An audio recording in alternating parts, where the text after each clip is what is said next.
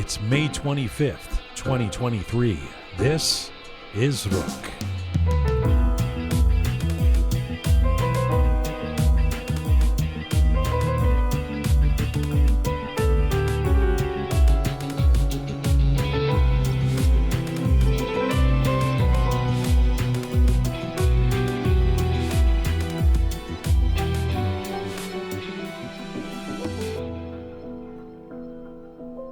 Hi there, welcome to episode 265 of Rook. I'm jianghomeshi. Hello to you from Canada, from Toronto. Salam Dustan Aziz, Durud Bar Shoma. Hope you are doing well wherever you are tuning in from around the world. We are on our ongoing mission to build a new audiovisual encyclopedia, a compendium, a Bible of Iranian diaspora identity. Smart Pegah is here in the studio. Hello. Hello. Sponsored by Las Vegas. How are you wearing a Las Vegas My ball Las cap? Vegas hat today, yeah. All right. Very nice. Bad hair day. Savvy Roham is behind the soundboard. Hello, sir. Hello, Savvy. Sergeant Kamyar Kam Mahinsa. Now, if you are, this guy was actually, he was the first police officer of Iranian descent in Vancouver. Wow. Police officer for many years, now a sergeant. But he has come to public recognition in the last few months because he has become very outspoken about the situation in Iran, freedom, the fight for freedom in Iran, the plight of police officers in solidarity in Iran. Oh. Right? He's like, they're not all bad guys. Right. And True. by the way, they've got a really tough job to do because if they don't agree with the regime and they defy the orders of the regime, they're in big trouble.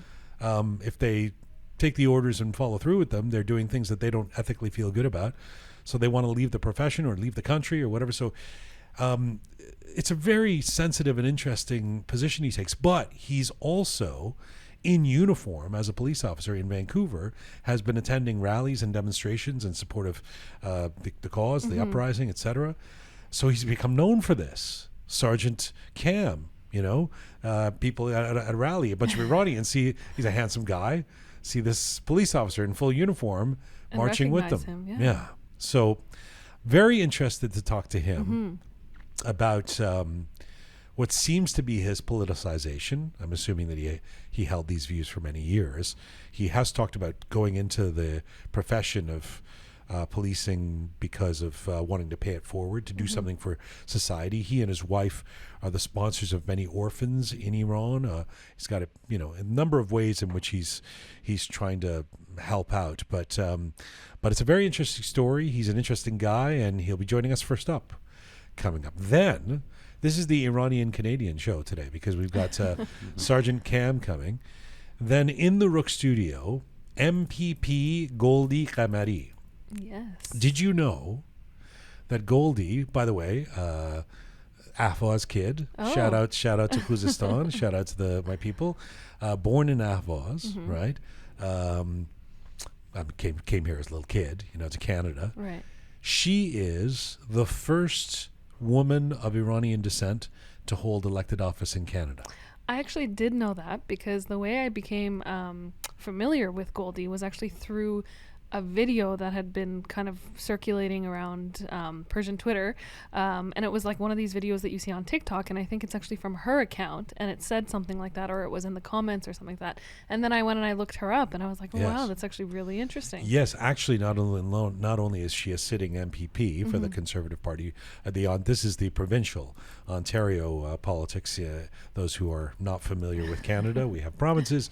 There's one big province called Ontario. She's one of the MPP, one of the representatives in this province. But not only is that her job, but in recent months, particularly also with the uprising, like Kamyar in Vancouver, she has been very outspoken. I mean, she's been outspoken for many years, but especially recently, and she actually became very popular on TikTok.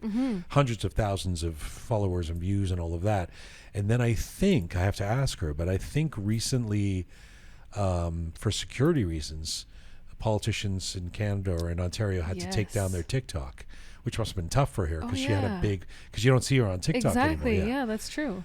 She's got a lot of opinions. She's got an interesting life story. She's this young woman who is tearing it up as an MPP in Ontario in the Ottawa area. Carleton, I believe, is her riding or her place. So, but she's a Richmond Hill kid like you. She's Yes. actually from the Greater Toronto area and Ahvaz. So Goldie Ghamari coming up in the Rook Studio for a feature interview. Very much looking forward to that. She'll join us after Kamyar Mahinsa, the Sergeant, and after the Roundup. Of course. Did you see President Zelensky, I did. the Ukrainian hero, message. depending on who you ask, you know, he had a message for Iranians. Yeah. How did we feel about that? Well, I mean, he's been doing these nightly videos or nightly messages for some time now. And usually it's just, there are these like heartfelt videos to the Ukrainian people and that sort of thing. And every time there's, you know, something that's more pressing, he kind of points to it. And I guess in this most recent message, he felt the need to, you know, talk about the Iranian missiles, the Shaheds. I think that's what they're called. But what I didn't like is They're that called Shaheds? Shaheds. Shaheds. Shahed? Oh. Is that what Shahed. it's called? Yeah, Shahed. Shahed Not missiles. Shah witness. head. No. No, No, it means Shahed. witness. Witness. Yeah. Oh. Yeah. They're called witnesses? Well, Okay. Yeah. Witness Oh, missiles? right. Shahed. Yeah. Shahed. I'm a Shah. Yeah. Okay. Yeah. Yeah. So he talked about those missiles, which I don't have a problem with. What I do have a problem with. Oh, you have a problem? I do. I have a problem. All right. Well, let With me Zelensky. premise. Okay. Yeah, what I have a problem with is that he addressed Iranians and basically made it seem like, you know, he was calling out Iranians and not the Iranian, cover. the Islamic Republic, not the Iranian government. See, I didn't see exactly what he said. I thought, just reading the headlines or Yeah. whatever, my presumption was that he was saying, "Hey, I'm in solidarity with you Iranian people. No, We're- not at all. The Ukrainians and the Iranians are fighting for wish. freedom." I wish. Oh, he didn't say that. No, Oh. what he said was, he basically said, he started off with this like really, like he was trying to tug at the heartstrings, so to speak. And he was saying, you know, how would you feel if the missiles killed a pregnant woman and the pregnant woman's husband and children Sure. at schools Okay. and this and Yeah. that, which, yeah, of course, you know, Yeah, nobody that's- wants that. yeah. But he made it almost seem like he was, you know, pleading to the Iranian people as opposed to the government. And this is the problem I have, is that He was conflating this is our biggest issue, that we Yeah. don't, the conflation of the Iranian people with the regime. Exactly. And I feel like we've taken this step back, and not only with Really? this video. He was doing that? Yeah. I don't know, that's disappointing. That is disappointing, considering Iranians have been so supportive of Ukraine and what's going on and all that. But what I was saying is that the problem I have is I feel like we're reverting back to this problem of being confused again with Iranians versus the Islamic Republic, and we're now being seen again as the same what evidence thing. do you have of that, other than Zelensky saying this thing? I mean, I don't know. I just feel like we had this spike in Yes. international media where there Yes. was this clear emphasis. I gotta think he knows the difference. Well, he's running around in his jersey, you know, talking to people and the leaders of the I world. mean, if you're I looking would at think- that last video, there's no Really? evidence of him knowing that. Did you see this, Rohan? No, Oh, but all right. yeah, I'm Well, gonna. he's speaking from ignorance. That's problematic. if Yeah, that's what he said. and might I add, Persian Twitter is blowing up with, you know, responses to this video. Well, I thought the responses were easy for you to say, white guy who gets support from the West. We haven't had any support. also on the true. But you're talking about what's Persian Twitter blowing up around? Persian about? Twitter is saying, you know, first of all, everyone's calling him out on saying, why are you making it seem like you're speaking to the Iranian people? Oh, okay. where So you this should isn't be just speaking your to-" theory. No, this isn't just me. Okay. This is like, All right. I'm not the only one who's saying all this. right, Yeah. all right. I mean, I definitely have a strong problem with it, but 'Cause you I'm watched not it. alone. I did. Right. Funny, eh? I kind of just gave him the benefit of the doubt. I thought, No. Zelensky mentioned Iran. It was probably something like, yo, you guys are like us. We're fighting a big menace. And, you know. And it's so funny because people on... Because that's the way we see it, right? Exactly. There's been a lot of Iran or Ukraine rallies. Yes. I mean, there has been some hand-wringing or heartbreak or difficulty amongst Iranians saying, why didn't we get the support of the way the Ukrainian people have? The other thing he said, he kept on emphasizing on Iran should be on the right side of history, and the more that they supply Russia with these missiles, the more they're going into the wrong side of history. But that's true, isn't it? It is, and again, I would be okay. But why if do you think he was talking to the Iranian people? Because not once did he mention regime, government, Islamic Republic. It was just continuous Iranian people. Oh boy. Yeah. On a completely separate, I think unrelated, I don't think there's any relationship between geopolitics, Zelensky, Ukraine, and Tina Turner, but rest in peace, Tina Turner. Yes, that was sad. Now, I thought this was interesting because I've never had the chance to interview Tina Turner. Sadly, oftentimes now when somebody dies, it'll be somebody I interviewed. I would think unrelated, but yeah. Hopefully. Yes, hopefully, yeah. But I never had the chance to meet her. But of course, if you grew up as a kid of the 80s that I was, there was a time, I would say mid 80s, you got your Michael Jackson, you got your Prince, you got your Springsteen.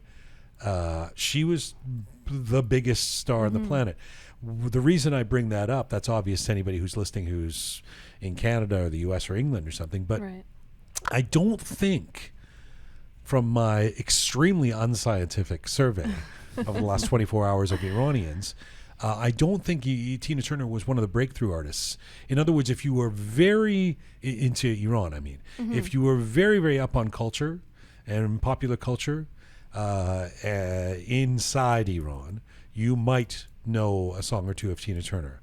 But from my canvassing of the people who spend most of their life in Iran and have come here, they didn't know who she was. And to not know, like Super P, no idea. To not know Tina Turner would be almost impossible for a Canadian kid, right? Yeah. So I think the Iranians who were here, obviously, she's an icon. Yeah. But I thought that was interesting because there are those artists. Obviously we've talked about Pink Floyd and Michael Jackson. These artists that the series Friends. Friends. Yeah. Everybody knows Friends. That horrendous, shitty German group. What's that group called? Modern Talking Book. Yeah, Modern Talking. Talking Book. Modern Talking, a band that no one knows except the Iranians. And you guys like it. But Tina Turner, so if I'm going through my social media, it's completely divided. My non-Iranian friends posting about, I remember that my first dance was to Private Dancer, whatever. They're going through her catalog. I'll miss Tina Turner. And Iranians is kind of, there's a few people, but it's not a big deal. I'm surprised because of what you were saying with Friends and Prince and Michael Jackson and this and that.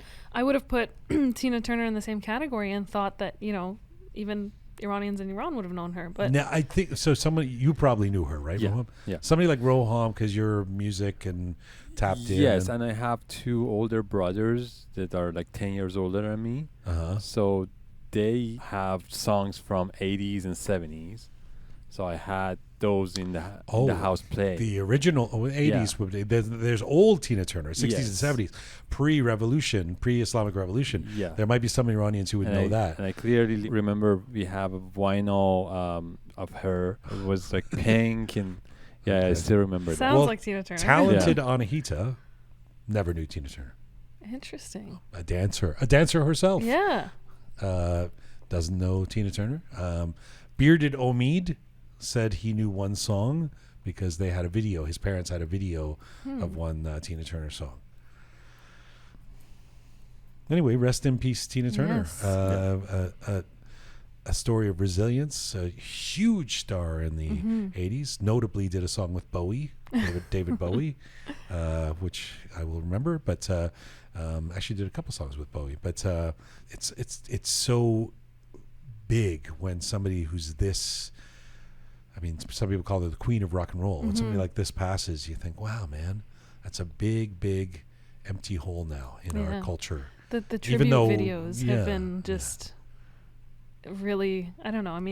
I feel like when someone passes and you see these tribute videos, it's almost like it's so sad because when they're alive, no one's making things like this for them. But yeah. Well, she definitely got her, especially in the second half of her career. She's definitely got her deserved recognition, but not so much amongst the hey, if I'm wrong, info@rookmedia.com. Let us know, info@rookmedia.com, or post on one of our any of our platforms and let me know if I'm wrong. If you think that the Iranians were, it's not like Tom Cruise. Iranians, Tom Cruise, Tom Cruise. It's not like that. We're going to get to Sergeant Kamyar Mahinsa. We're going to get to MPP Goldie Ghamari in the Rook Studio. We're going to get to the roundup. But before that, let me tell you about something you should know.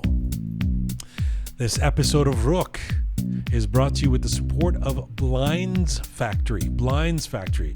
You like blinds, don't you, Pegah? I do. Blinds, better than the tired old school curtains. Oh, yeah. Blinds are where it's at, right? Absolutely. Your stop is Blinds Factory, made in Canada. Actually, I think even manufactured in Toronto. Oh, wow. With an Iranian connection. Inventive designs, options that have been carefully considered, trend advisors that curate collections. So presumably you tell Blinds Factory what kind of blinds you want. They make the blinds for you. There you go. Blinds Factory guarantees that you'll find the perfect blind shade or drapery to match your style and needs. Each treatment is crafted to the exact dimensions of your windows, then professionally installed for a perfect fit.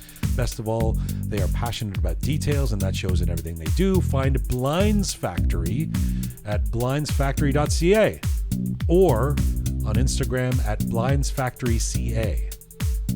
Easy enough to remember. Blinds Factory, Pegah. Got it. Okay, so let's get to the roundup. I guess you're going to talk about the UN High Commissioner. I am. I was just going to say, I've got another bone to pick. Okay. So this is something that's also, I guess, gone a little bit viral, at least within the Iranian community. The UN High Commissioner for Human Rights, a gentleman by the name of Volker Turk. I'm sure I'm butchering that name, but I think that's how it's pronounced. He released an official statement from the Office of the High Commissioner for Human Rights a couple days ago. Essentially, his statement was, a kind of review of his time in office. He's been in this position for roughly about 6 months now. So he's, he talked about the different human rights concerns that are going on in the world. He pointed to, obviously, what's going on in Ukraine, some of the other atrocities taking place. And, of course, he discussed Iran and what's been happening over the course of the past 8 months.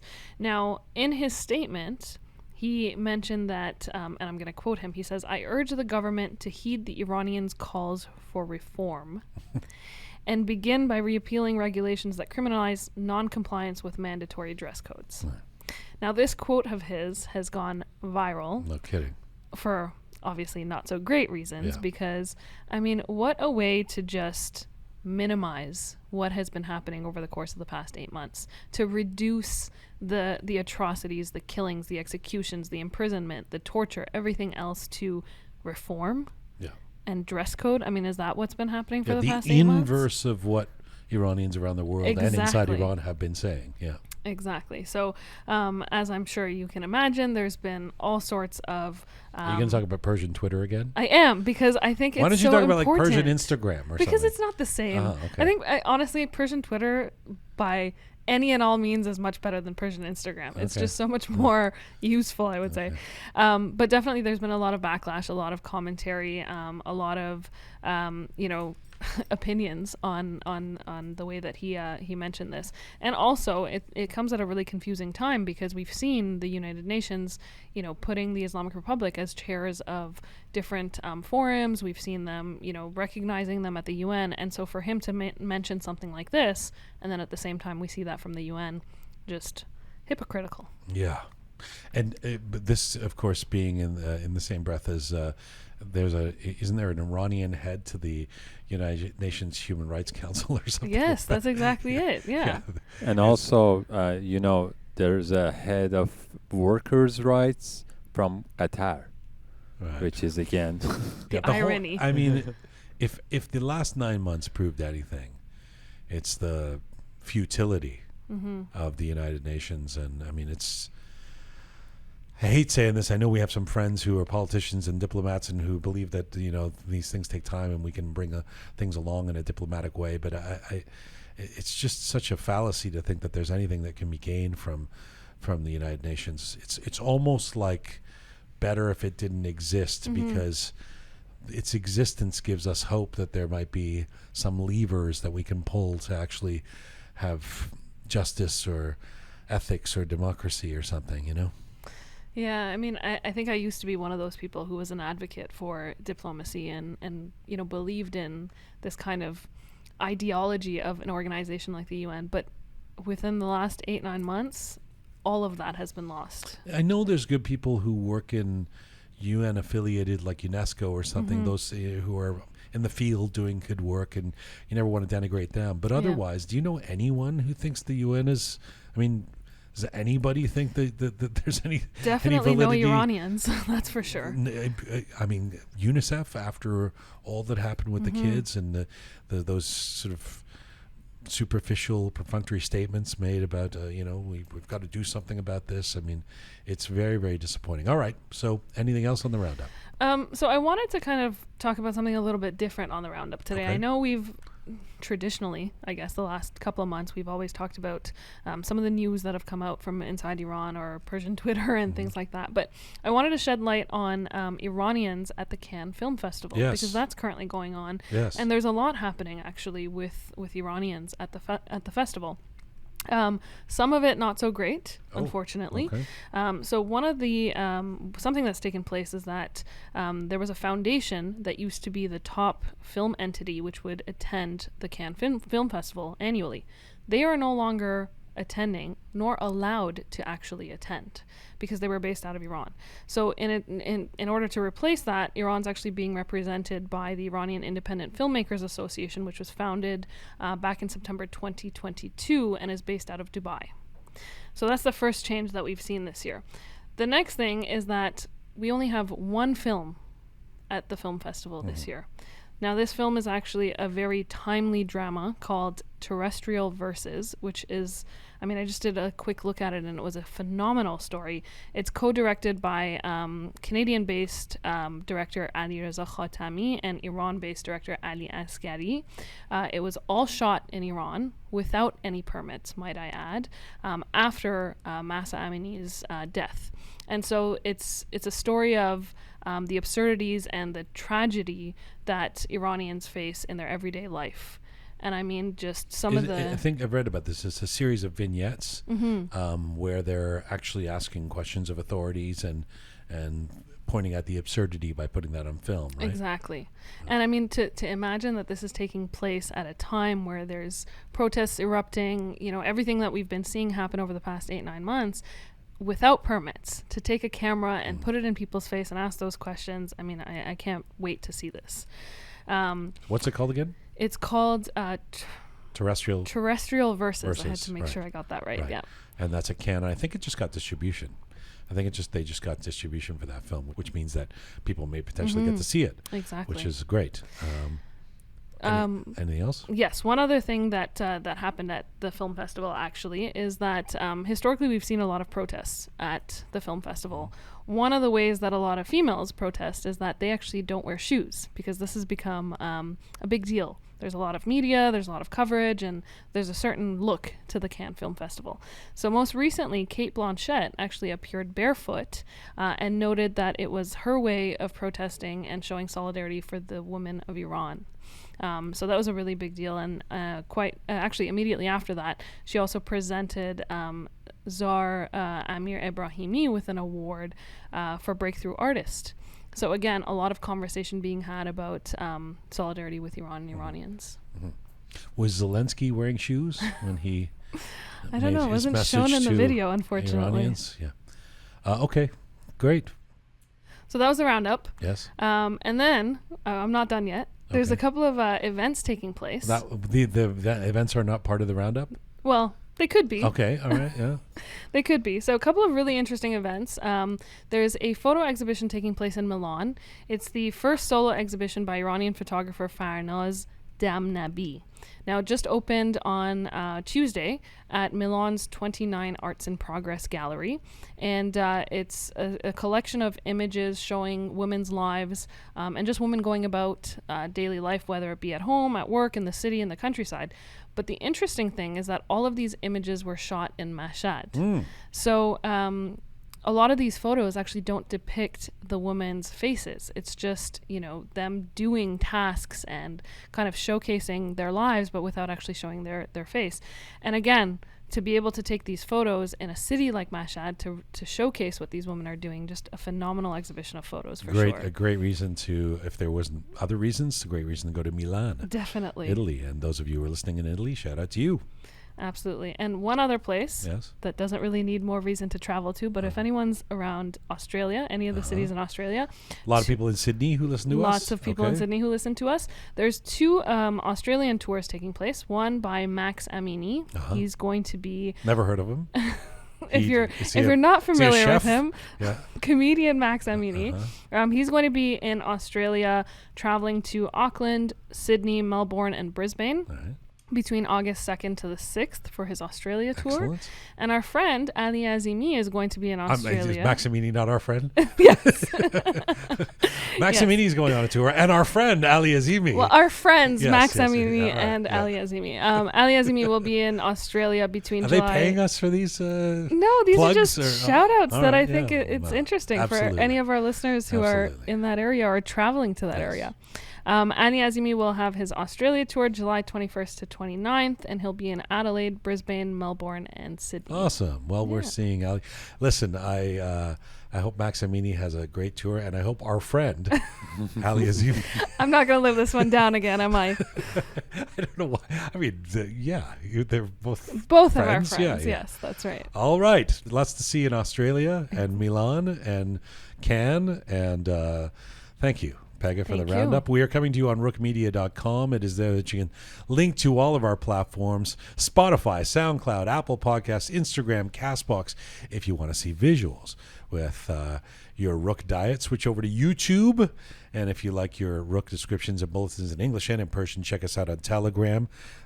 Actually, Savvy Roham does the translations on Telegram. And from what I understand, they're usually wrong, but I can't read them really some way, nor can I read Persian Twitter, so I'm missing out on a lot, except I press the thing that says translate. And that's horrible. And then I don't know what I'm really reading. It's so bad. Google will just say whatever it says. That is always wrong. Yes. The thing is, I can tell. Yeah. I know. CRP, what does this say? Yeah. Or I could just spend an hour reading one line at a time, the way I read Persian. We would love your support at rookmedia.com. We do crowdsource what we do here, and those of you who support us with your monthly donations, it means the world. You can become a Rook member on Patreon by going to rookmedia.com and just press the support us button and become a Patreon member. We really, really appreciate it. All right. Thank you again, Pegah. Thank you, Roham. Let's get to our first guest. He is standing by. My first guest today is an award-winning Iranian-Canadian police officer, a sergeant to be exact. Kamyar Mahinsa was born in Iran. He immigrated to Canada alongside his family during the Iran-Iraq War. Kamyar joined the Vancouver police force almost 27 years ago to help, he says, people, especially at-risk youth in the community. He's also run a campaign sponsoring orphans in Iran over the last decade. Kamyar has been outspoken about the situation in Iran, particularly since the beginning of the uprising last September, and he dedicated his recognition certificate for 25 years of distinguished service to an Iranian police officer who refused to arrest a girl for a hijab violation. We'll get to that and more with the man right now, Sergeant Kamyar Kam Mahinsa, joining me from Vancouver today. Hello, sir. Hello, Jian. My pleasure to be on the program, and thank you for having me. It's a real pleasure for me too. Thank you for the work that you do, and I'm glad we have this chance to talk. I've got to say, there is something really empowering about watching a police officer walk alongside protesters as you've been doing in Vancouver in the demonstrations for Iran. I guess it's added inspiration for us when it's an Iranian-Canadian officer in uniform. What kind of reaction do you get from people on the streets at these rallies?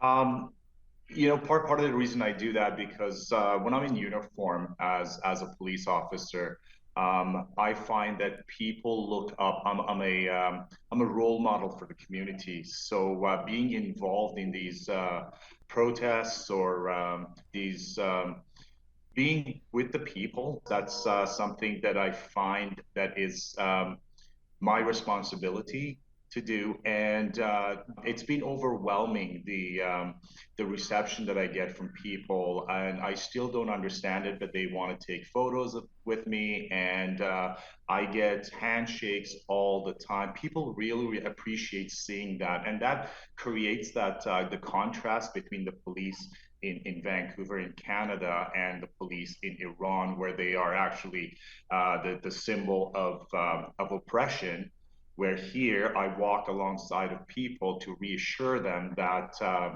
I'm here for you, I'm here with you. And as a police officer or an Iranian person, just a Iranian-Canadian citizen, I'm with the people, and I feel that responsibility. I grew up in the West, but I've been told many times over the years that Iranians, especially those who come more recently from Iran, because of, as you said, what they associate police officers or security figures or authorities of those kind in Iran with, that they have a kind of trepidation or that they don't trust police officers or don't like to be around them. That's not something you've experienced.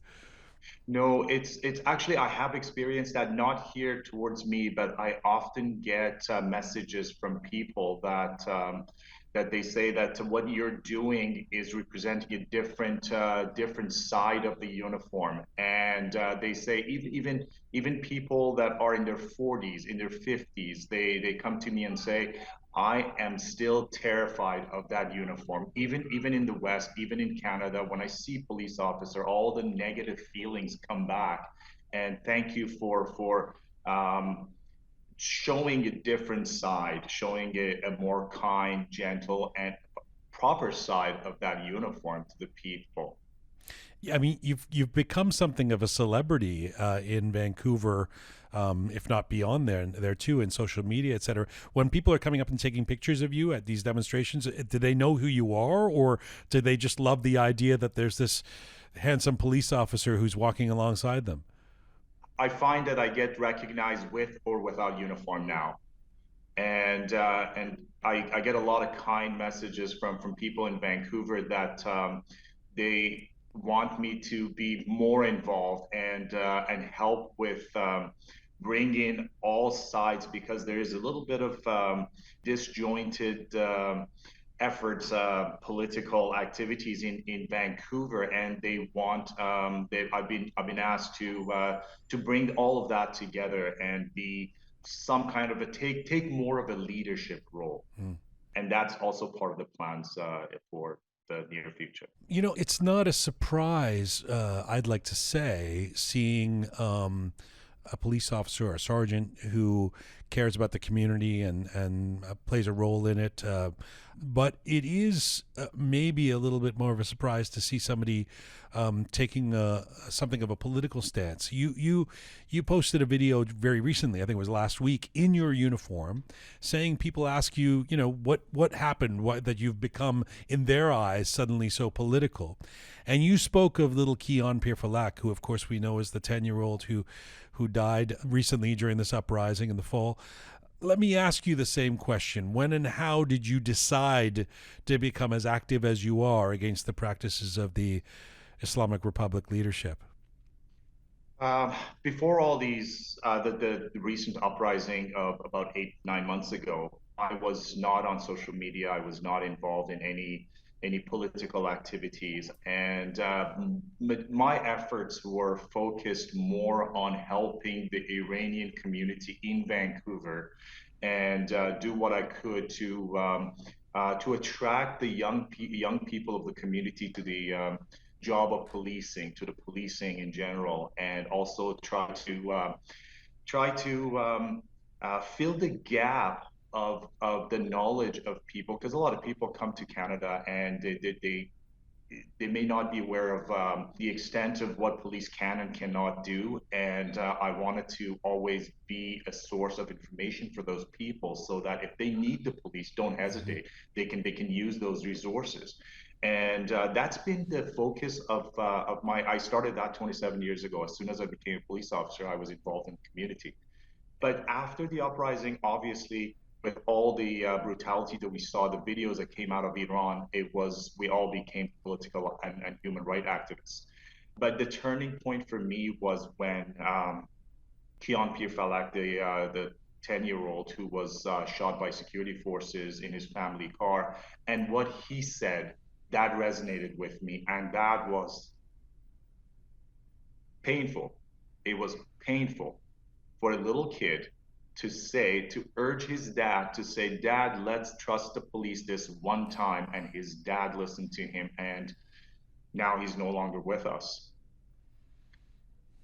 Yeah. I still get emotional. Yeah.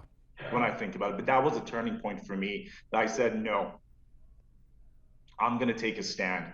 As a police officer, as an Iranian, I am going to do everything I can to change whatever I can. And because of who I am, because I have this platform, this uniform itself is a platform for me, I'm going to use it to full extent to try to connect with the police in Iran and try to show them a different world of how they should be, how they could be, as opposed to what they are and what they're doing to their people. When you make that decision, do you hear from the VPD? Do you hear from other police officers? Do you hear from your superiors?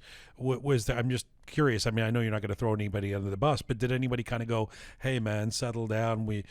Police officers should stay neutral, or don't do this, or don't say these things"? I never received any official permission to appear in uniform, but one of the pillars of the VPD of our police department is community engagement. And that is what I'm doing. All my efforts is to stand with my community. Now, that's what's encouraged among the police officers, and that's what I'm doing. And I've been asked a few times, how is it that they allow you in uniform to march with people? How is it that they allow you to take a political stance? And my answer is very simple. I stand with my community. I stand with my community, and that's it. It's very simple. It's as simple as it gets. I suppose technically, if there were members of the Vancouver Iranian community who support the regime, you wouldn't be standing with them. But they're pretty far and few to find. I mean, or they're not going to out themselves, I suppose. Jian, they're not my people. My people are the ones that are protesting. My people are the ones that are dying. I got you. My people are the death row in prisons of Jamhuriya Islami. So the supporters of the Islamic regime in Vancouver are not my people. I do not stand. I'm fully against them. In fact, part of my effort is to find out how we can get rid of these Aghazadaha in Canada, and that's a whole different angle that I'm looking at. Well, I'm glad we went there, because that was actually where I was going to go with what I was going to ask you, which is that we hear when I talked about people supporting the regime, I mean, this has become this issue for Canada and for Iranian-Canadians. The IRGC still not being fully on the terrorist list. That there is, certainly here in Toronto, and I know in Vancouver as well, this preponderance of people who come with money from Iran and are connected to the regime. Do you have any leads, or do you have any sort of sense of how you're combating that in Vancouver? I get names forwarded to me from all over the place. And a lot of times I have to fact check those names, and I pass them off to our counterterrorism unit, because the way I look at it, IRGC is a terrorist organization, regardless of if the world powers want to debate that issue to death. But to me, it's pretty simple. So these people in Canada, they are connected to the government, a terrorist government, and I forward that information to our counterterrorism unit, and I know that they are actively working on some of those names. When we talk about the IRGC not formally, as you say, institutionally being put on the terrorist list in Canada, it raises the question of the delta, the difference between what these leaders in the West say, including our own prime minister, and what actually gets done. And you talked about this in a video you posted a few days ago. This was expressing your outrage about the United Nations in the backdrop of the latest executions and the hypocrisy you see amongst Western leaders and Western representatives and governments cutting their hair, pledging solidarity with the Iranian people, and then what we recently have seen with regards to the United Nations. Can you talk about that a bit? I think part of the problem is I don't blame the Western countries. Every country obviously has a right to look after their own interests, and nothing has been done because clearly it's not in their best interest to take action, and it's just talk, just to what do I want to say? I want to say it's just want to say things. Just to calm the people down, just to show them that they are doing something's being done, but nothing's being done, and it's on us. It's on us. People in Iran are doing what they have to do. What we have to do outside Iran is to these are elected officials, and the key word is elected. These elected officials, when time comes that they want our votes, that's when they want to listen. That's when they come. But we need to hold them accountable to their actions, not their words. And it's on us. It's on people in Canada, Iranian community in Canada, in US, in Europe, to hold them accountable, to show them. If we have a 20,000 protest march on Capitol Hill or in Ottawa, do you think they're going to listen? Do we get their attention? Absolutely, because that's when Mr. Trudeau is going to count the numbers and say that's how many votes I'm going to lose in the next election. Right. So it's on us to make them listen, to make them do something, and we haven't been doing that. These scattered protests here and there, that's fantastic, but it's not really making a difference, making that impact that it should. One of the things you've talked about is that we should be talking about the situation in Iran everywhere and to everyone, not just at rallies, not just amongst Iranians. And I thought that was quite profound. I mean, it's a simple point, but I think sometimes we compartmentalize our activism and sort of go, okay, well, I'm going to go on Saturday to a rally. That's where I'll talk about the bad things in Iran. And now I'm just going to go work with my colleagues and not mention anything. And I guess your notion is that this is something that we should be talking about constantly, huh? Absolutely. Activism is not limited to Saturdays from 2 to 4. It's something that we need to be constantly making people aware of. At work, I talk to people. In fact, when I walk in uniform in the march on Saturdays, all my colleagues, they come and ask me, what's going on? What's happening? They weren't paying attention. They're standing there, but they're paying attention. So I talk to them a lot. I talk to them. I explain things to them, and they go off and talk to other people. Don't forget, we're not just the voters. They are voters as well. So when we need their help, that's when they need to be aware and then come to our help. So it's a collective. It's a collective effort that we have to put in. Imagine if every single Iranian-Canadian made at least 10 other non-Iranians aware of the situation and asked them for help. How big of an impact would we have? Yeah. And at the same time, Kam, you would know this. You know, people are frustrated. Unfortunately, there was maybe some anticipation or expectation that things would happen very quickly in the fall, and when they didn't, and when there's been the ugly face of the disunity of our community too, especially amongst opposition leaders and this type of thing, people tend to turn off or say, I don't want to deal with it. It's too hurtful. Nothing's being accomplished, and I've just had enough. I've seen that amongst even friends of mine who were very, very active in social media and going to, these demonstrations and things up until 2 or 3 months ago, and then just stopped, and partly stopped because they weren't getting the clicks anymore and all of that. What do you say to people who are feeling deflated?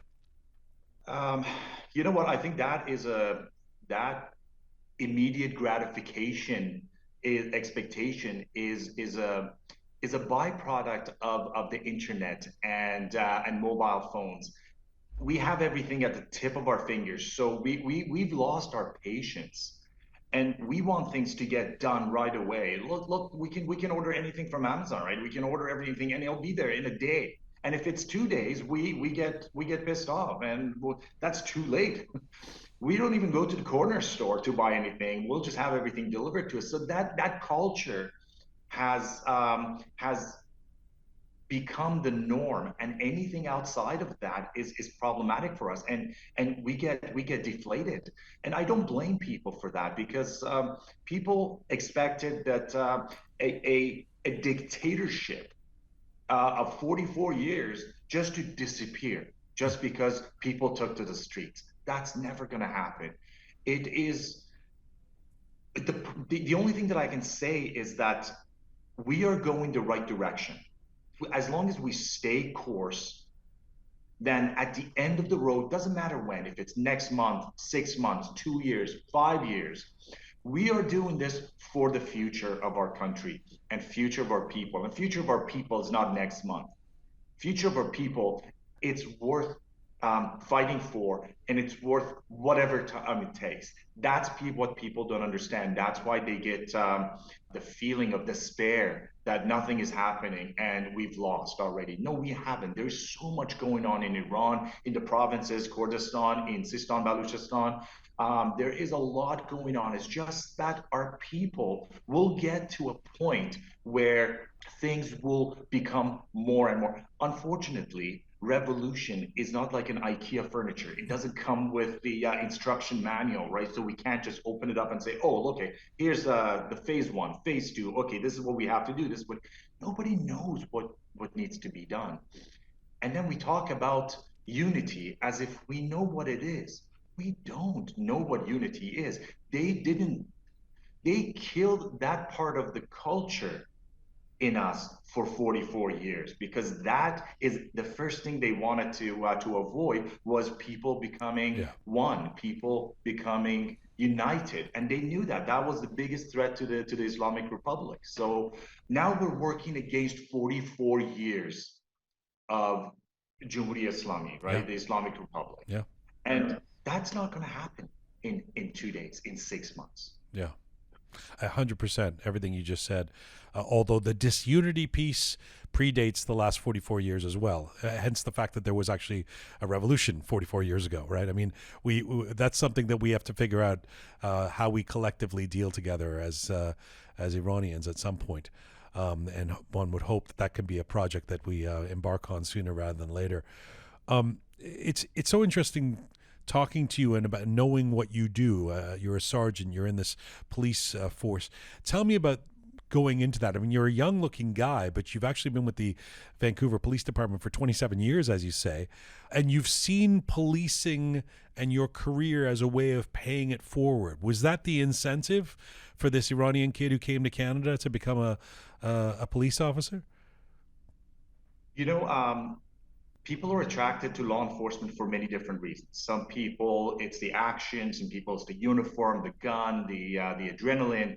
For some people, it's a calling. They've always wanted to do that. For me, it wasn't any of those.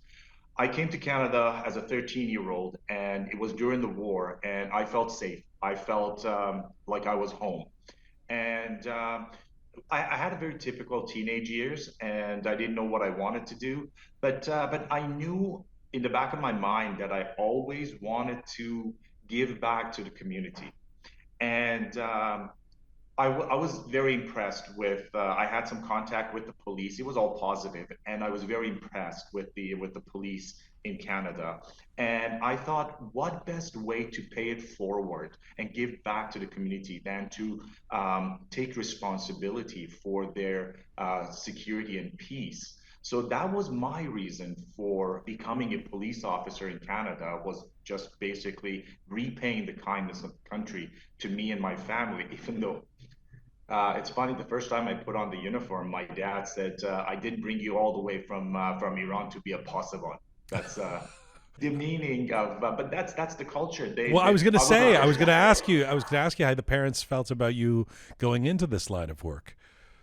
I was the very first Iranian police officer in Vancouver, and back then it was not an option for Iranian young people to go into policing. So when I decided to do that, there was a little bit of resistance at home with my parents, because they still saw, they had the old country mentality of the police is corrupt, the police is the last resort if you can't do anything else, and you got to do something better with your life, and all of that, which over the years I have been able to change my dad's mind, and he's very proud of what I've accomplished and what I've become. I'm going to come back to your parents before we finish the interview, but one of the things I love about what you want to do is educate people around the different kinds of police officers that can exist, how being an enforcement officer or a sergeant here in Canada might be different from Iran. But at the same time, also the solidarity you express with other police officers doing the job that you're doing in Iran under very different circumstances, obviously. So you received this recognition certificate for 25 years of distinguished service to the citizens of Vancouver, and you ended up giving it or dedicating it as an honor to a fellow Iranian police officer named Behnam Zarai, who is an officer in Iran, inside Iran. Tell us about that. It was something that happened. It was something that happened. I saw that video of Sergeant Zarai, who stood up for a woman who was not wearing a hijab and was being bullied by some government supporters. I was very impressed that against all odds, he chose to do the right thing, even though he knew he was going to get in trouble. And what he did was so much more courageous than what I've ever done, that I thought that I had to do something to bring attention to his actions. Kind of like trying to protect him as well, because he knew he was going to get in trouble. He was going to get arrested. He was going to get disciplined and all that. But I thought that, you know what, I'm going to do this, and hopefully this will go viral and it will bring attention to him. And then that way, maybe he's protected a little bit if he becomes somebody that is well known. But seriously, it was just what I felt like doing at the time, was that, hey, they're giving me this and I haven't done anything special. That guy in that country against that system is showing so much courage. He deserves it more than I do. It's a beautiful act of solidarity. Do you hear from police officers in Iran who see what you've been doing in Vancouver?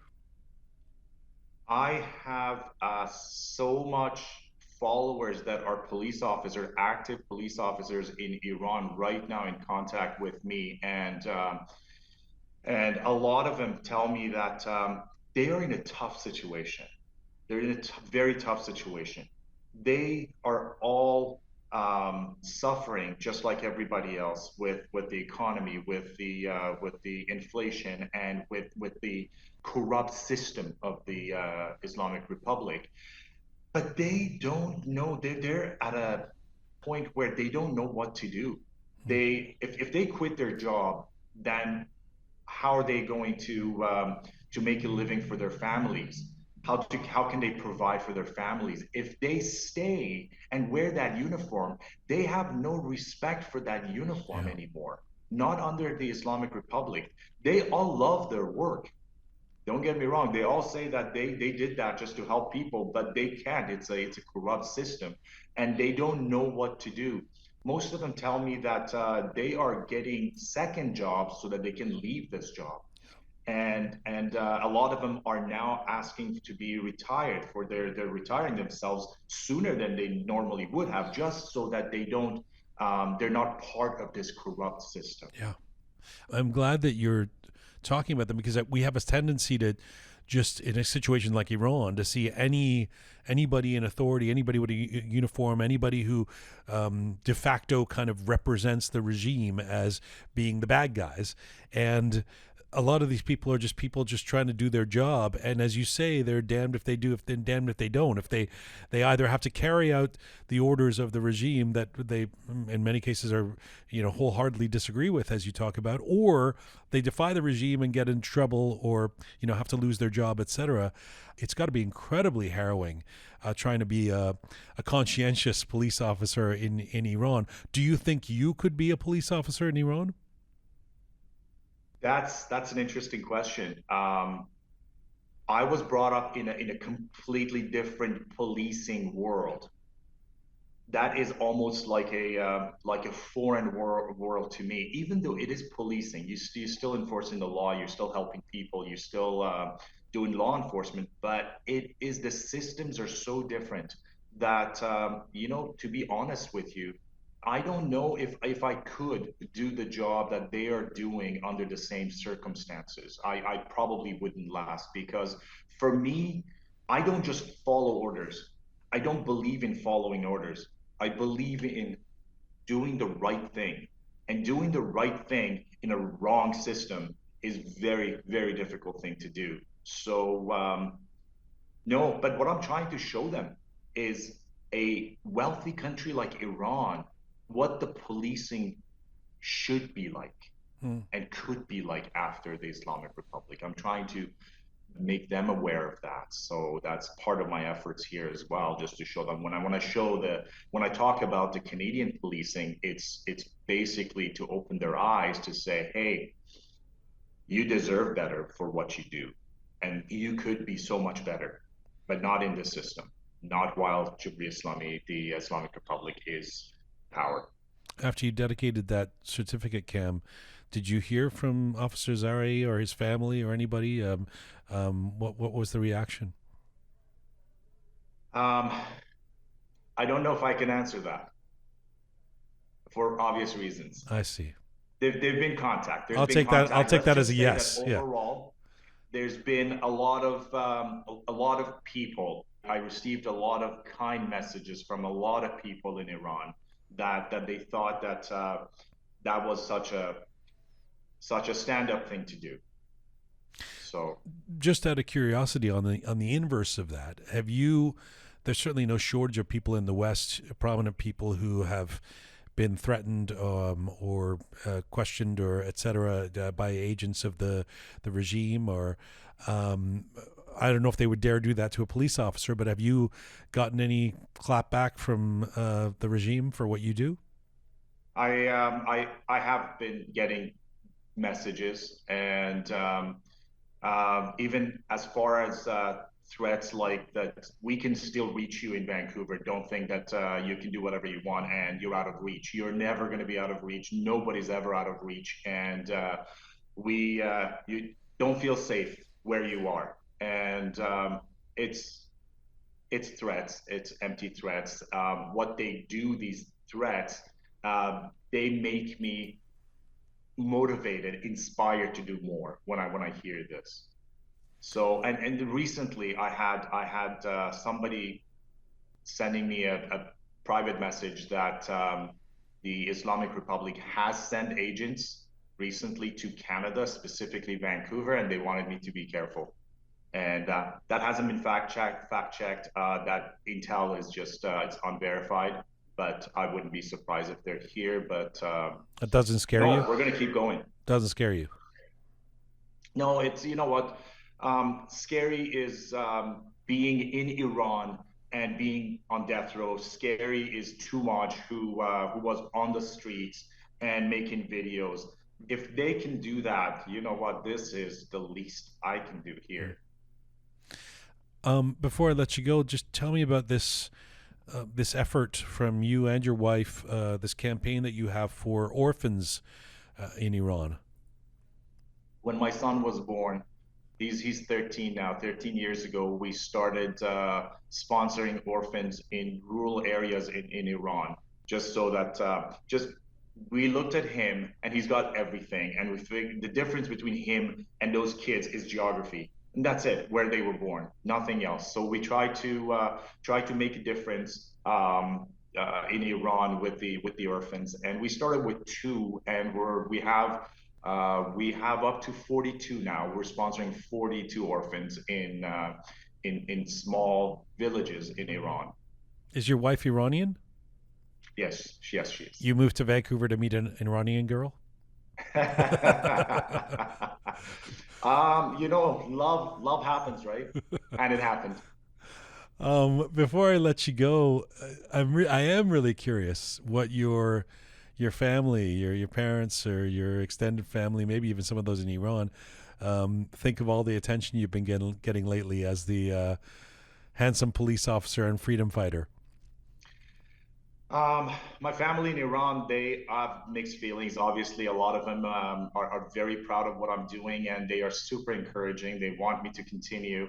And there are parts of my family that are afraid for their safety, because the more I do, the more outspoken I become.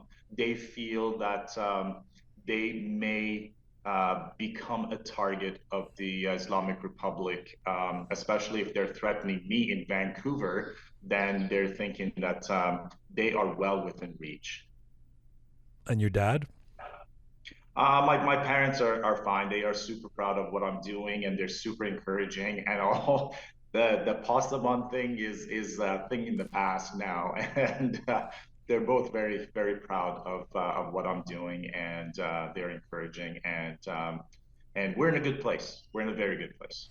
It really is a great pleasure to talk to you. I really do find what you're doing and who you are to be inspiring, and I thank you for spending the time today, and I hope we can do it in person next time.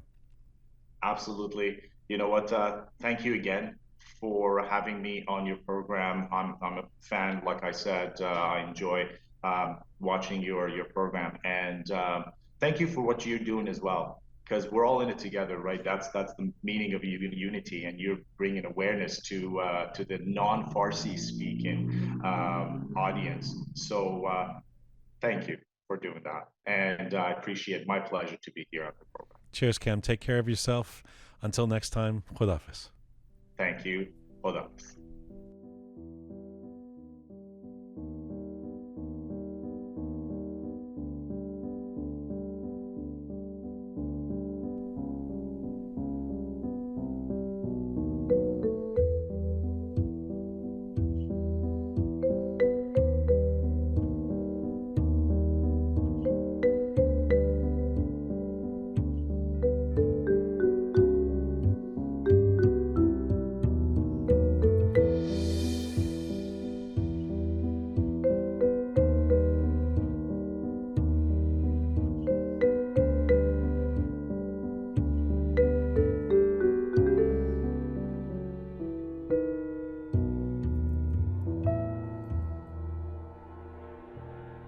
This is Rook, episode 265.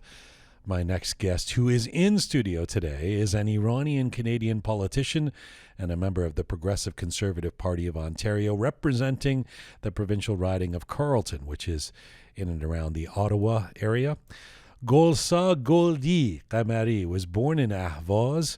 She was only one when her family moved to Canada in 1986. She received her BA from the University of Toronto and a Juris Doctor Cum Laude from the University of Ottawa Faculty of Common Law. She started her own law practice in 2013. Goldie was first elected as an MPP in the 2018 Ontario election and is the first woman of Iranian descent to hold elected office in Canada. She has been very active and outspoken about the uprising in Iran over the last 8 months, and right now, Goldie Kamari joins me in the Rook Studio. Hello. Hi, how are you doing, Jian? I'm so happy to have you here. I'm thrilled to be here. Thank you so much for doing this. You know, growing up with a name like Jian in Ontario, I can understand why any Iranian would want to simplify their name, but Golsa, Did people have trouble with that? No, my legal name is still Golsa, but when I was 13 in high school, some of my friends started calling me Goldie, and it just kind of stuck as a nickname, and I've been using it ever since. So it's good for it feels good for running for office. Yeah, I'm for Goldie. Like it feels like it's better on a campaign poster. Exactly, like Goldie for gold, or lots of jokes about that. But it was interesting because when I was running, I didn't know if I had to have like on the ballot if I had to have Golsa or Goldie, because again my legal name is Golsa. But apparently you can use whatever name you want. So that was a little interesting tidbit for me. Well, that makes sense because there's in Canada at least there you can totally prank. You can run, like bullshit campaigns and come up with some name or So I've seen that on ballots before. So what are you for the purposes of this interview? Are you Golsa, the Iranian immigrant girl who grew up in Richmond Hill, or are you Goldie, the power woman MPP? Depends on my mood, but I think since this interview is in English, we can stick with Goldie. All right.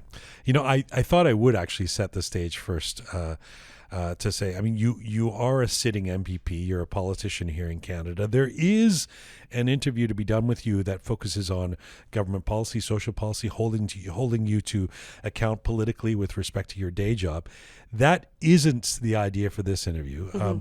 Rather, I thought we want to get into your story and what it has meant to be an Iranian in this time in the diaspora, and what it has meant to be growing up here and relating to this country that you were born in but have been sort of divorced from for all these years. Let me start with a simple question, which is, what has it meant to be the first woman of Iranian descent to hold elected office anywhere in Canada? So it's an interesting question, and it's something I get asked a lot because when I was first thinking of getting involved in politics and then when I actually ran and got elected, I was so focused on the election and I was so focused on my campaign that I'd never actually stopped to think about that. I'd never actually stopped to think about whether or not I was the first Iranian woman to not just run for office but to get elected in Canada. Oh, really? It didn't. That wasn't something that. It's just not something I thought of. If you I knew was going to be this badge that you would be carrying. No, it's just because I was just so focused on the campaign and so focused on winning and focused on the policies at the time that I never thought about the personal aspect of it. And it was only after I got elected that I think my dad turned to me and he said, "Golsa, I think in Farsi, that's why I'm saying Golsa." He said, "Golsa, I think you're the first Iranian woman to get elected." And I was like, really? And then we looked it up and searched around on Wikipedia and on the internet online, and we realized, wow, I am the first woman of Iranian descent to get elected to office in Canada.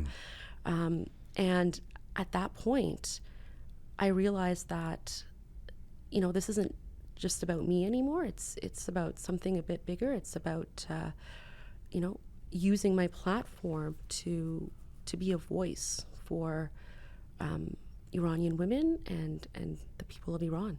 Well, it wouldn't have been, it's not something that a lot of people would need to, at least in the Iranian community in Canada, would need to look up, because it was pretty obvious to us.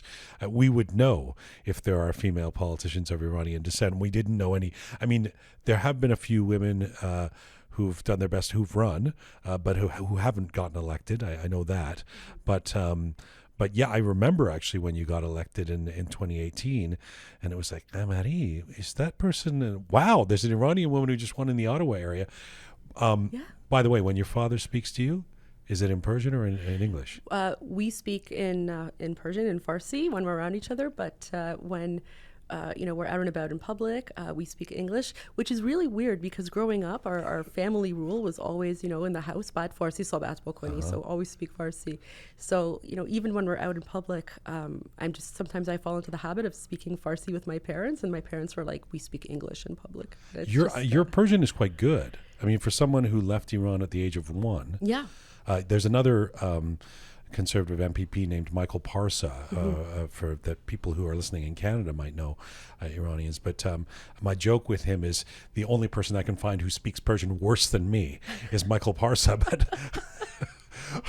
But yours is actually not bad. Do you read and write Persian? I do, yes. How is that? How did you do that? My parents taught me. One thing that was really important for my parents when they immigrated to Canada was to make sure that our family still has that cultural connection with Iran. And so early on, from a very young age, we only spoke Farsi in the house.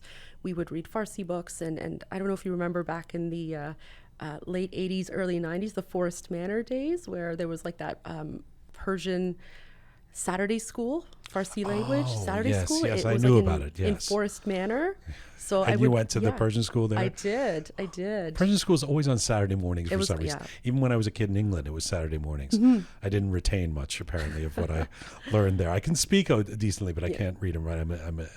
I like to say I'm illiterate when it comes to Persian. It just takes my me- writing isn't the greatest, so my writing is probably like a third grader. But you could read a book in Persian? I could. All right. Yes. All right. Maybe there'll be some policy you could write in Persian for Oh, the gosh. Ontario legislature. Your Twitter feed bio says, raising awareness about the Iran Revolution. It's literally in the top of your Twitter feed. When you first ran for office in 2018, and even when you were reelected last year, did you have any sense that you would be spending this much time focused on Iran? So I've been trying to raise awareness about what's happening in Iran for several years, even before getting elected. I would always attend protests and attend rallies. And I remember even back in 2012 during the Green Movement, I was helping raise awareness, just small things on social media here and there, but nothing ever really caught on. But you didn't run in 2018. Forgive me for stepping in here, but you didn't run as an Iranian. There isn't a sizable Iranian community in your riding that would help elect you, right? No, there's none. I would say I think maybe there might be somewhere between 500 to 1,000 people max in my riding of Carleton, because Carleton is very it's within the city of Ottawa, but it's very rural, very agricultural. But You couldn't depend on being the Iranian girl to get elected, right? No. I definitely didn't run on my appearance or where I was from or my ethnicity. When I was running, I ran on what I bring to the table, what I plan on doing, my skills, and how I can represent the people of Carleton at Queen's Park, which I think is how a solid campaign should run, because I think, it's great to have diversity, but I think ultimately people want to know how you can best represent their interests and how you can be their voice at Queen's Park. And so the raising awareness about Iran, that's just kind of something I do in my spare time, because I figure it's definitely amped up. I mean, going through Yes. the last few years of your social media, as one does when they're researching you, you see that in the last few months you've become much more vocal about speaking about Iran than you were for the first few years that after you got elected, I would say. Yeah, so I have to backtrack a little bit here. So I made a TikTok account back in April of 2020. This was right after the pandemic began and we were in our first lockdown. And I kind of made a TikTok account just kind of for fun, as a way to stay connected with friends and family, because I couldn't see them. And then I eventually decided to make, I guess, a joke video about life as a politician. And within the span of 2 days, my TikTok account went from about maybe 10 followers to 25,000 followers. So for the next few years, I basically just decided to have TikTok as a hobby. And initially, some of the feedback I got from people was, well, it's not professional. You're supposed to be, act a certain way and this and that. And how's the party going to think? Because I think it was very new at the time for people. Because when you see a politician in public, it's very scripted. It's very cardboard, cookie cutter.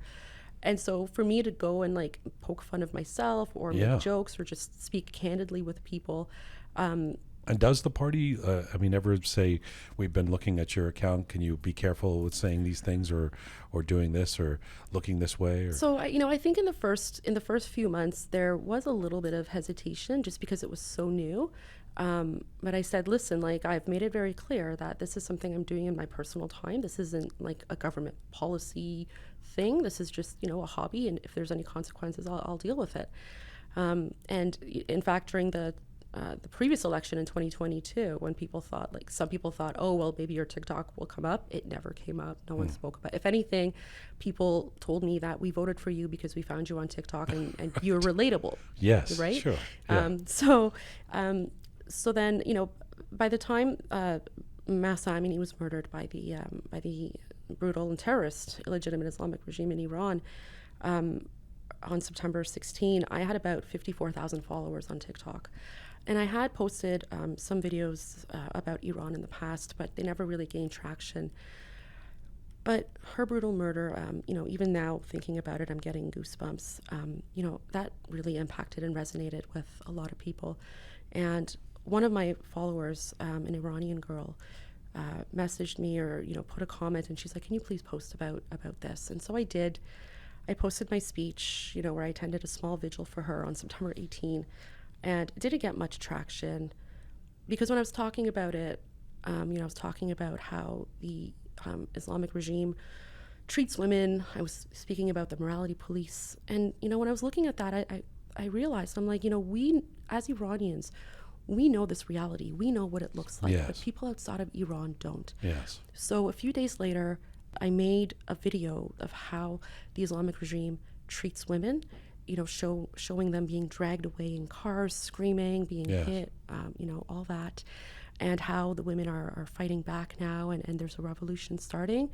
And so I made another one and another one and another one. And that's kind of what got the ball rolling on TikTok for me.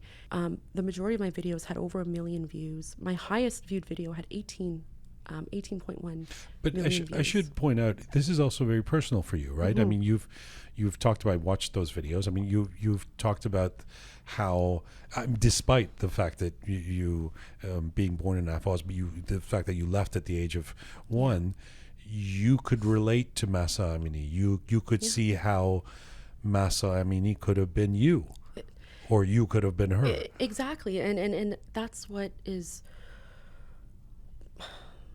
that. And I think as Iranians, whether we're in Iran or whether we're around the world, whether we were born in Iran or not, one thing that we share as Iranians is sort of this trauma that we have from dealing with the terrorist and illegitimate Islamic regime in Iran. And, you know, when I look at what happened to her, I think, you know, if my father hadn't decided to leave Iran in 1986, that could have been me. Sure. And so the way I see it is, you know, I was lucky enough to live in a country like Canada, and I was lucky enough and blessed enough to have the opportunity to become the first Iranian-Canadian elected politician.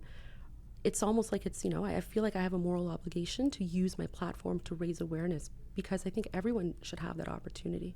You know, for somebody who grew up in the Toronto area most of my life after England, like myself, I've talked about this on the show, and folks who've had a similar sort of life trajectory to me have talked about it too, about how the pride we've felt in those months of October, November, December, just seeing all these Iranians out in the streets around the world, and here in Toronto and here in Canada, asserting themselves, and the rebirth of this Iranian pride that we would feel, kind of going, wow, not only are we not hanging our heads, but we're asserting ourselves to the world and demonstrating little things that we take for granted, but we've always struggled with, like the you know, making sure that people around the world know that the Iranian people are not the Iranian regime, like that type of thing.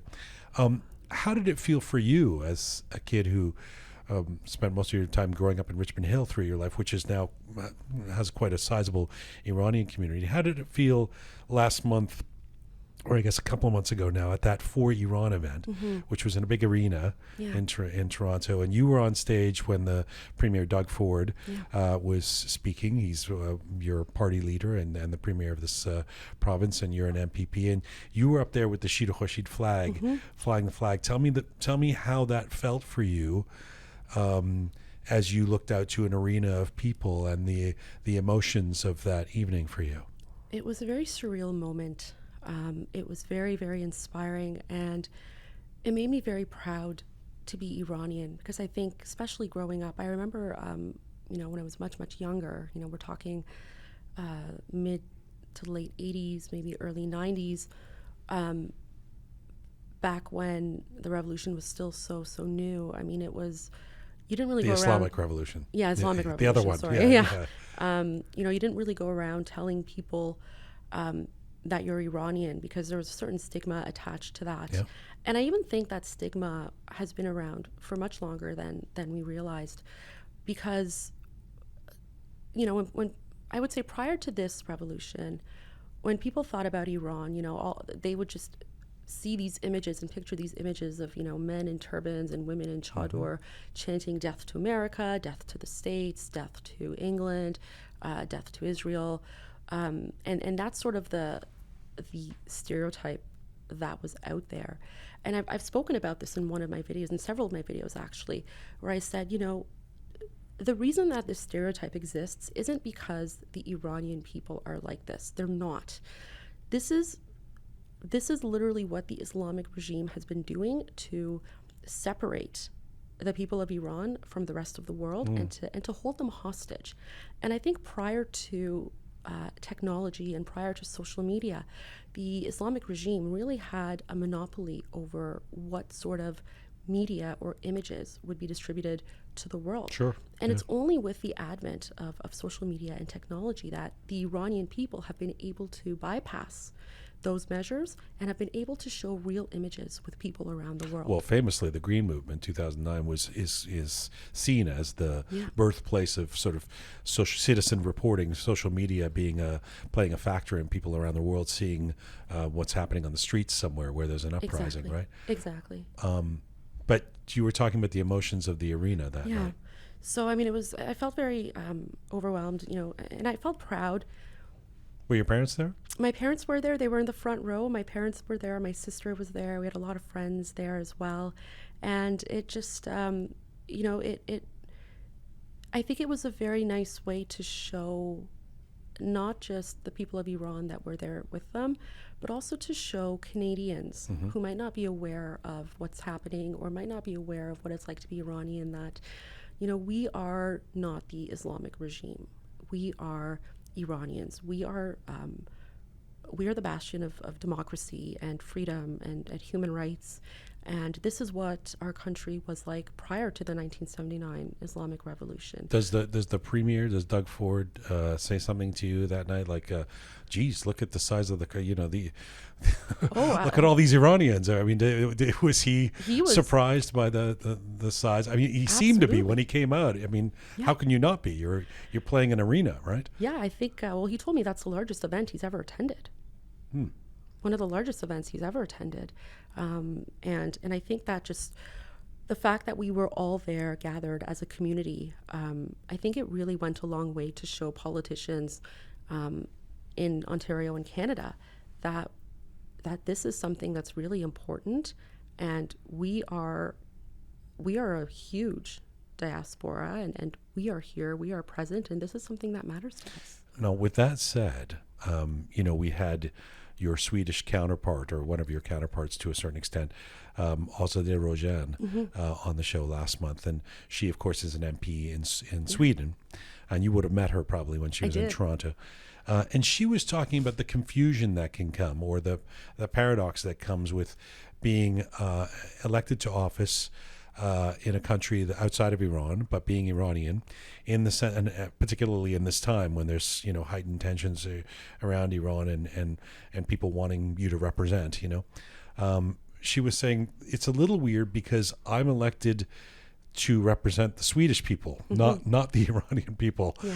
Yet there are Iranians who are kind of expecting me to represent the Iranian people.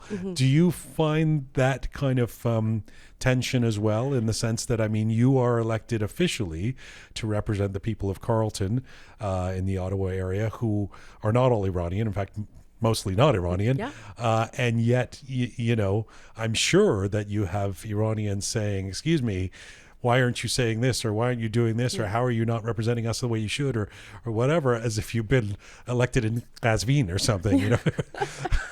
Oh, man.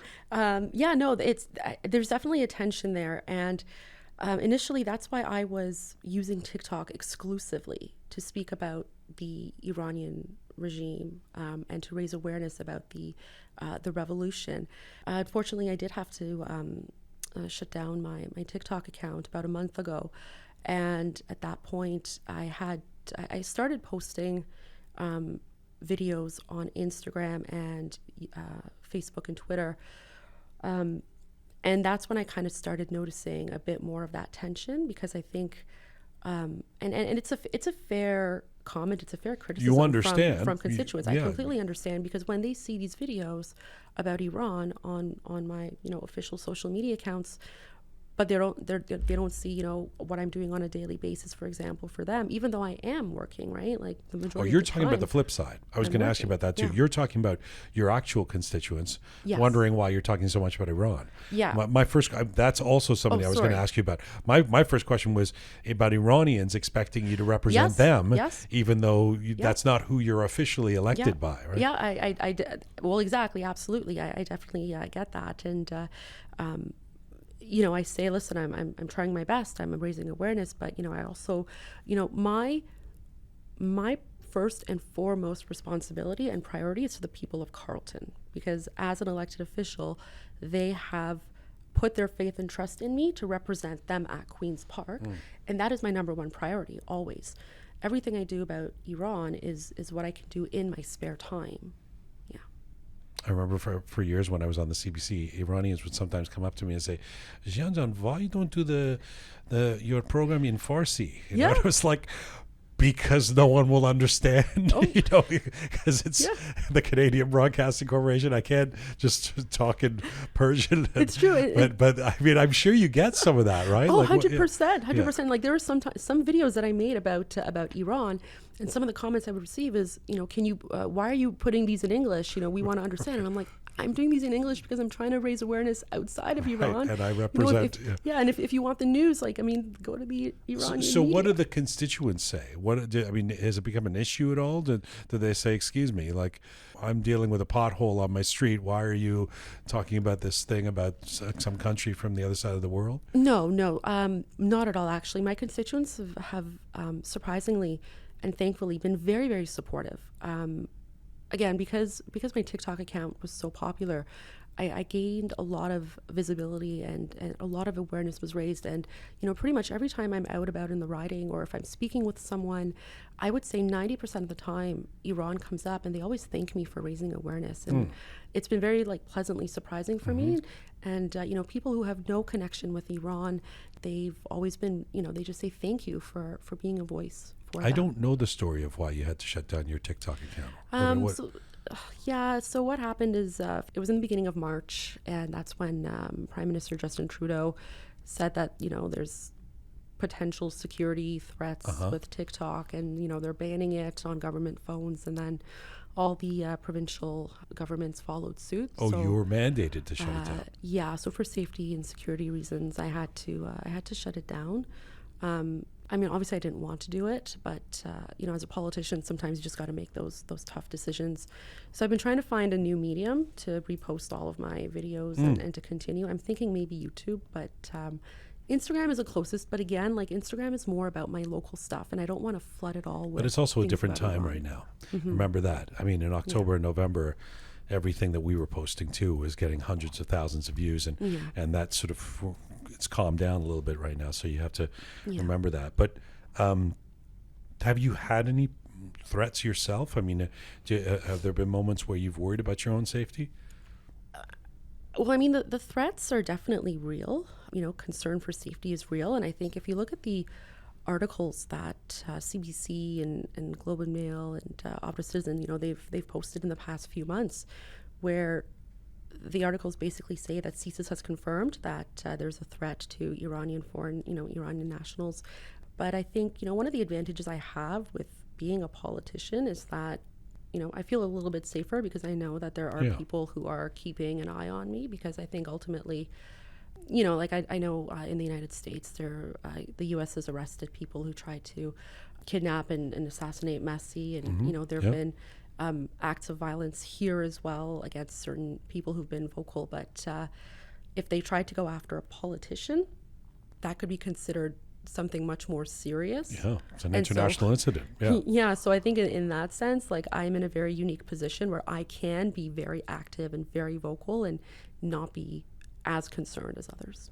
Let me come back. You arrived here today with a throng of bodyguards. It was 20 people here. Actually, I was pleasantly surprised. I thought you didn't come with handlers to, No. telling me what I'm allowed to ask you or something. I mean, Is that something that usually happens? It's happened before, sure, Really? of course. Can you tell me who?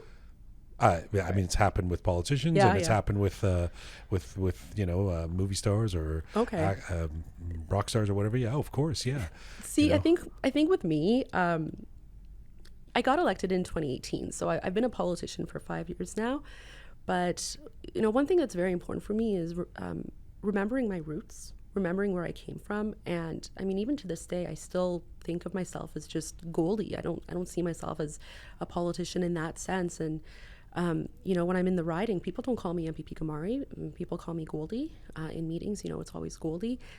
And I think that's really important, because how am I supposed to represent people if I'm not speaking with them directly? Or, when I do go to events, I actually do have someone who comes with me, like one of my staff, but it's mostly just to take pictures, right? So it's more in that sense for my social media. But I mean, I just see myself as Goldie. And Let me ask you about your roots, Sure. Goldie, Golsa. Let me ask you about the Golsa roots. Sure. I mean, and we'll come back to the uprising and the situation today before we end. But you were born in 1985 in Ahvaz. Represent, by the way, my dad. Oh, really? Khuzestan, yeah, Sorry, yeah. I was too loud. Your parents decide to come to Canada Yeah. in 1986. You're 1 year old. Do you know about why they chose that moment and what the story was of deciding to come to Canada? Yeah. So prior to the revolution, my dad was in Texas. So he went to Texas in the 70s to study for university. He got his degree in electrical engineering and then his master's as well. And then by the time he came back to Iran, the revolution had already happened at that point. So obviously when he returned, it was a very different country than the one he had left. He married my mother, and I was born. As the story goes, very early on, they were driving, and as they were driving, someone with like a big machine gun or something pulled them over to the side of the road. In Ahvaz? Somewhere in the outskirts, of Ahvaz. The guy started asking him questions. And again, this was like, in 85, so very, very, right, everything was still few fresh. years into the everything- revolution, in the middle of the Iran-Iraq War. Too. Yeah. And then at one point, the person asked my dad to step out of the vehicle. And my mom looked at him and said, if you step out, he's going to shoot you. We need to leave now. Just drive off. So my parents drove off, and they were very shaken. And so my dad at that point decided, he can't raise a family. He can't raise a young daughter in a country like that. And because he had that degree, he was able to immigrate to Canada with his young family. And the first night, my parents tell me the first night we landed in Montreal, they had 2 suitcases, $50, and a 1-year-old daughter, me. And that first night when they rented an apartment, they slept on newspapers, and I slept in my father's jacket. And look where we are today. I've heard the story of, I've heard you say that they arrived with $50 in their pocket.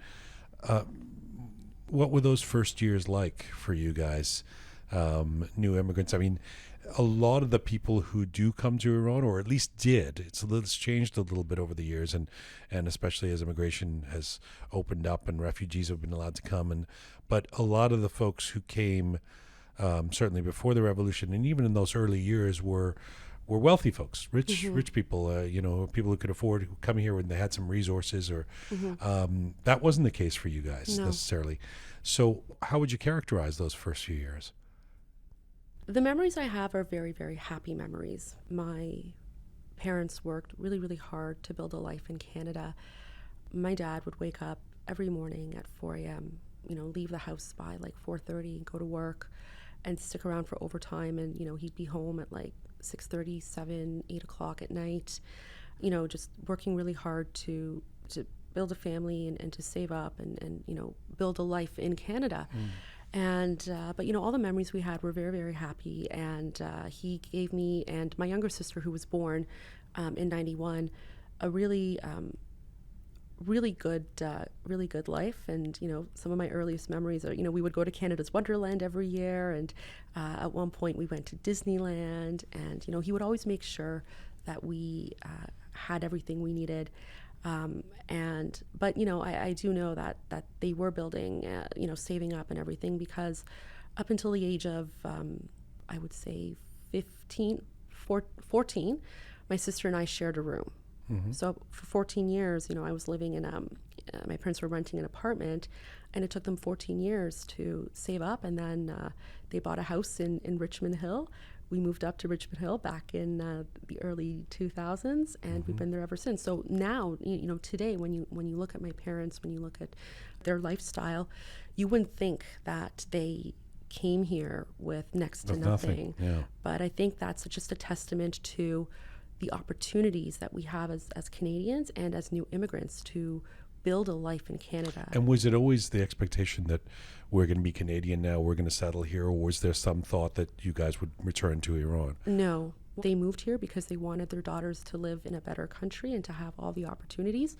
And my parents instilled in my sister and I the importance of being proud Canadians and giving back to our community. And if someone had said to my father 37 years ago when he immigrated to Canada that one day his daughter is going to be a politician, I don't think he would have believed it. I'm going to ask you about that.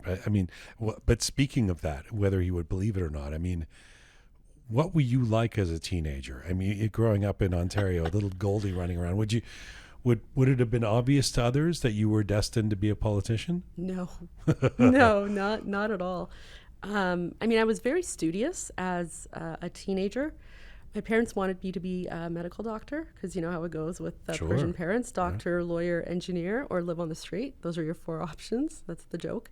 You added lawyer there. It's not really up with the doctorate engineer. Yeah. It's second tier, but Exactly. you did accomplish that eventually, yes. I did, yeah. So, I was very studious, but I was kind of a rebel, and my very rebellious years were when I was 18, 19, 20.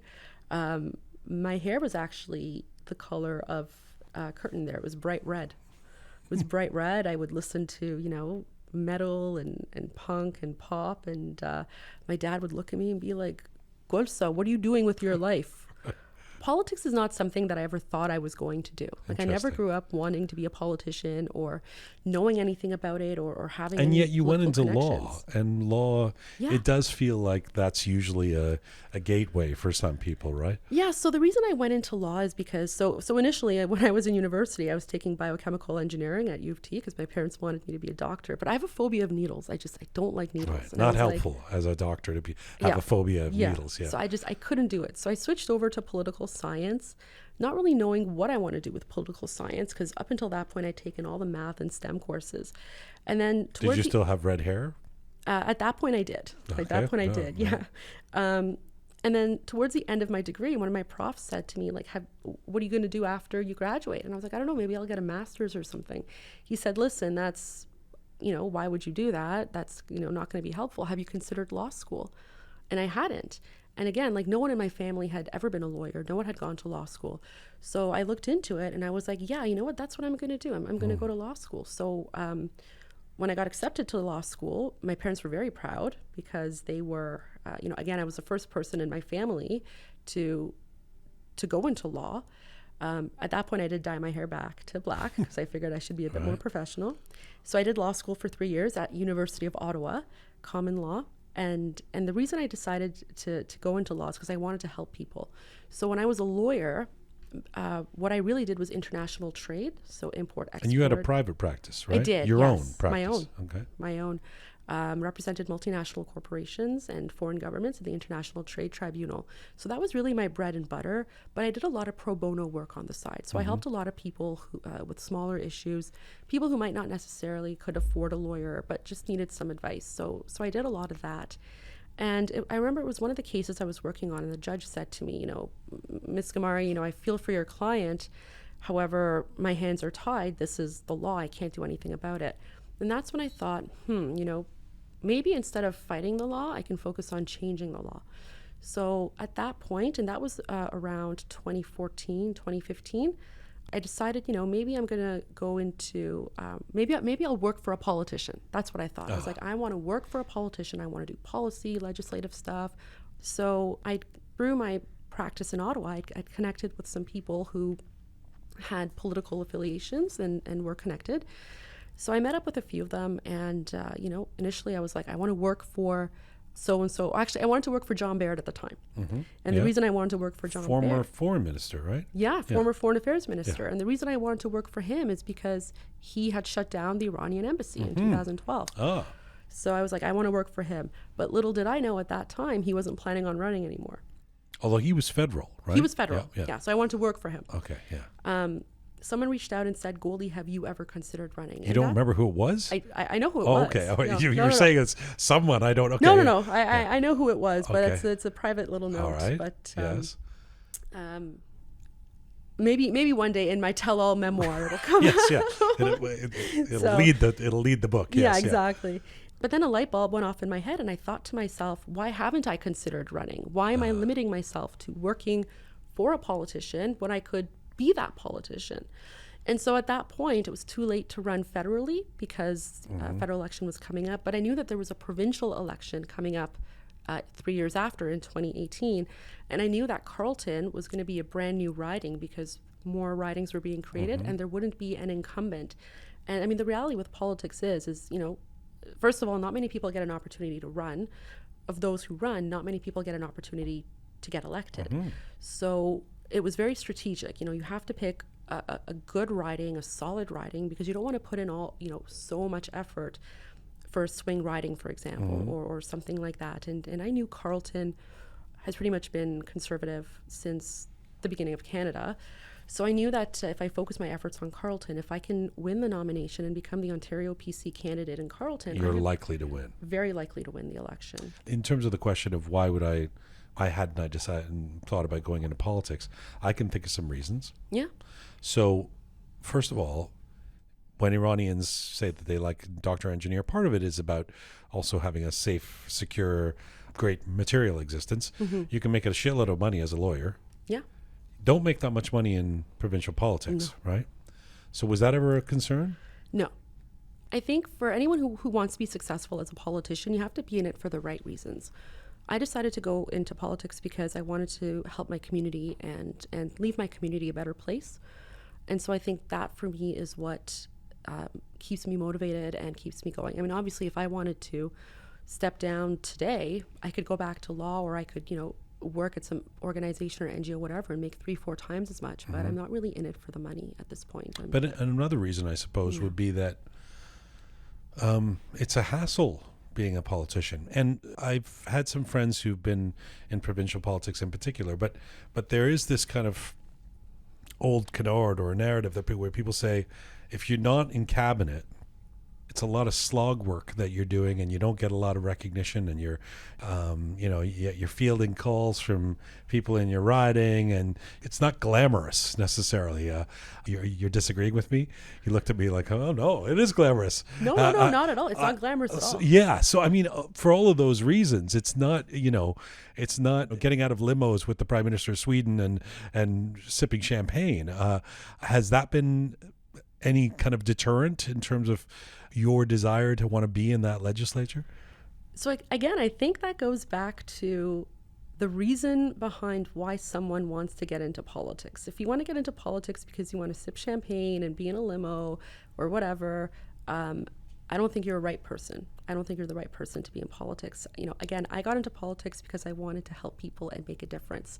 I would rather do the slog work and take those calls than to be parading around wherever, because the reality is the people who voted for me to represent them don't care about whether or not I'm in a fancy room or at a fancy gala. I'm going to play this back to you event. when you become ambassador to France after your political career, right? Pardon me? We're going to play this back to you Sure. after your appointment as ambassador to France. Yeah, you know what? Absolutely. At that point, I would love that because I'm not an elected official. But I think for now, again, it's my priority. So what are my priorities? And I'm actually it's not. How do I put this? Being in cabinet isn't all it's made out to be. because when you're a cabinet minister, you have to focus on the entire province. But me as a backbencher, I'm in a very good position where I can focus extensively on my riding and my community. So for example, in my first term from 2018 to 2022, I was able to get funding to build 10 public schools in my riding, which is a record in 4 years. That's never happened. We've helped constituents, you know, and I have a very big team as well in my constituency office right now. Like I have approximately 7 or 8 people working for me. So like that slog work I don't see it as slog work. I see it as this is the difference that I'm making. And when we're able to help someone and that person calls and is thankful or grateful for the difference we've made in their lives, you know, I'm attending grand opening of a brand new school that I helped get funding for next week. That to me means more than being in cabinet. I can imagine. So you do all this good work. You feel like you're energized by what you're doing. By the way, just as a sidebar, why did you go into the Conservative Party? I mean, it seems a lot of Iranians, especially maybe not a very recent, but over the years have gravitated towards the Liberal Party. And I think our first MPP was Reza Moridi, was a Liberal, or still is maybe. Tell me about choosing to be in the Conservative Party. It might please a lot of people listening, and be to the dismay of others. But why did you end up in the colors of blue? So again, growing up, I wasn't really political, and when I was much younger, I voted NDP, Liberal, because that's kind of how younger people vote, and how Iranians kind of tended to vote back then. It was only when Stephen Harper and John Baird shut down the Iranian embassy in 2012 that I really started thinking about the Conservatives and what they mean and what they stand for. And when I looked into them a bit more, I realized, okay, their values and their policies seem to align a bit more with mine. And I remember having a conversation with a good mentor of mine. His name is Manny Montenegrino, and he's well known in older conservative circles. He actually helped Stephen Harper become the leader of the party back when the two parties merged and aligned. Did he send the email? Pardon me? No, it wasn't him. Wasn't it? No, it was him. It was someone else. But so Manny and I had this long conversation. I remember it was over sushi, and I said to him, someone's told me about maybe running for office, and I'm kind of debating like where I fit in and all that, and liberals are like this way, and NDP are like this, knowing full well he's conservative. He's also very social conservative, and some of those values don't align with mine personally. And he said to me, well, Goldie, have you ever thought about the Conservatives? And I was like, well, Manny, I mean, I'm pro-choice, right? And I'm pro-LGBTQ. Like those values they're non-negotiable for me. And he said, listen, Goldie, Conservatives, he's like, I have my social values, but we're very, very diverse in our ideological opinions. And we had a long conversation about it, and by the time that conversation was over, I realized, yeah, I'm a progressive conservative. I'm fiscally conservative, but socially progressive. And when an opportunity came to run provincially, that's when I took it, because our party, our provincial party, that's exactly what we are under Doug Ford. Progressive, socially progressive, fiscally conservative. Right. And all we focus on are, fiscal policies. I mean, it's my mom would always say, politics, it's a dirty business. And I think what she means is that you can't help but, it's built in that you're going to have some lovers and some haters. And you've had your share of detractors. There's some social media accounts that are actually dedicated to attacking you. You probably know about this. How do you deal with that? I just ignore. I don't give them any time of day. I think, if anything, it just kind of makes me feel like a real politician, because when you look at other it doesn't bother you. You don't get pissed off or frustrated or angry or. No, because I think when people make social media accounts like that, it means that I'm living in their head rent free, and it just means that whatever I'm doing, I should keep it up, because obviously I'm bothering some people. So no, it doesn't bother me. It never has. I mean, oh my gosh, I didn't think I was going to bring this up, but have you seen that Rebel Media video about me from 2017? No. Okay, so after this interview, I'll show that to you. Okay. Maybe I have. Which It's one the is one it? with David Menzies where he accuses me of being a secret terrorist who wants to bring Sharia law to Ontario. And that was made back in 2017. And I think when that first came out. You're saying you're not a secret terrorist. No. You're putting that No. putting that on the record here. I am. Yeah. He equated a Facebook page to me that's in Arabic, by the way. It's not in Farsi, but he claims that it's Arabic, and it's like a picture of like this cat that's like jumping out of airplanes, and it's all in Arabic. But he says that's like my alter ego. But after someone accuses you of that, nothing else can really faze you, I don't think. And so, initially with that, I was a little bit worried because that also came out before I was even elected. Right. And I was worried. I was like, what are people going to think? But if anything, that made people so angry about what they were seeing that I got more support, especially from conservatives, because they were just shocked and appalled by that. You've had, but there's also, even in the Iranian community, there's a group called the Iranian-Canadian Congress. Yes. Who have attacked many of us, quite frankly. You're not alone in this. They were, and this is a group that many folks have taken issue with because at least just to say, because for non-Iranians, they might think the Iranian-Canadian Congress with a name like that represents the entire Iranian community, and whereas it's just a small group of people. They were trying to sue you? Is that the story? They threatened to. I don't know if they have or haven't. I'm not going to repeat what I said because when I say something in the Ontario legislature, I have parliamentary privilege. So because I have parliamentary privilege when I'm in the legislature, I can say certain things knowing that I can't be sued. You said something about the ICC, yes. about the Iranian-Canadian Congress. Yes, I did. Yes. And so that's what they took umbrage at. Yes. And by the way, there's been a petition signed by many prominent Iranian-Canadians, including Hamid Ismailoun and Kaveh Shahruz and a bunch of folks, to say that the Iranian-Canadian Congress does not represent, amongst other things, does not represent Iranians. So, and I think that's important that people realize that they don't represent Iranians. And, I actually got a lot of support, even more support when I said that, because I think people just, especially Iranians in Canada, appreciate it that I'm just saying it like it is. What is it that you felt like you needed to say in the legislature? I mean, we can play the clip, but why did it even come up? It came up because one of the reasons that I think the Islamic regime has been around for so long is they've been able to fool Western media. And if you look at NIAC, for example, in the United States, NIAC has been basically regime apologists for years. And at one point, I think it was Masih or perhaps someone else, Masih Alinejad, called them out on it. And they tried to sue her for defamation. And ultimately, they lost that case because the judge said, well, based on all the facts and evidence, what she has said is reasonable. And, when you look at the history of NIAC, everything they say and do has been about regime apologists, and that's what's been fooling the Western media, because you have these organizations that claim that they're speaking on behalf of Iranians, but they're not. They're speaking on behalf of the regime. They're being regime apologists, and they're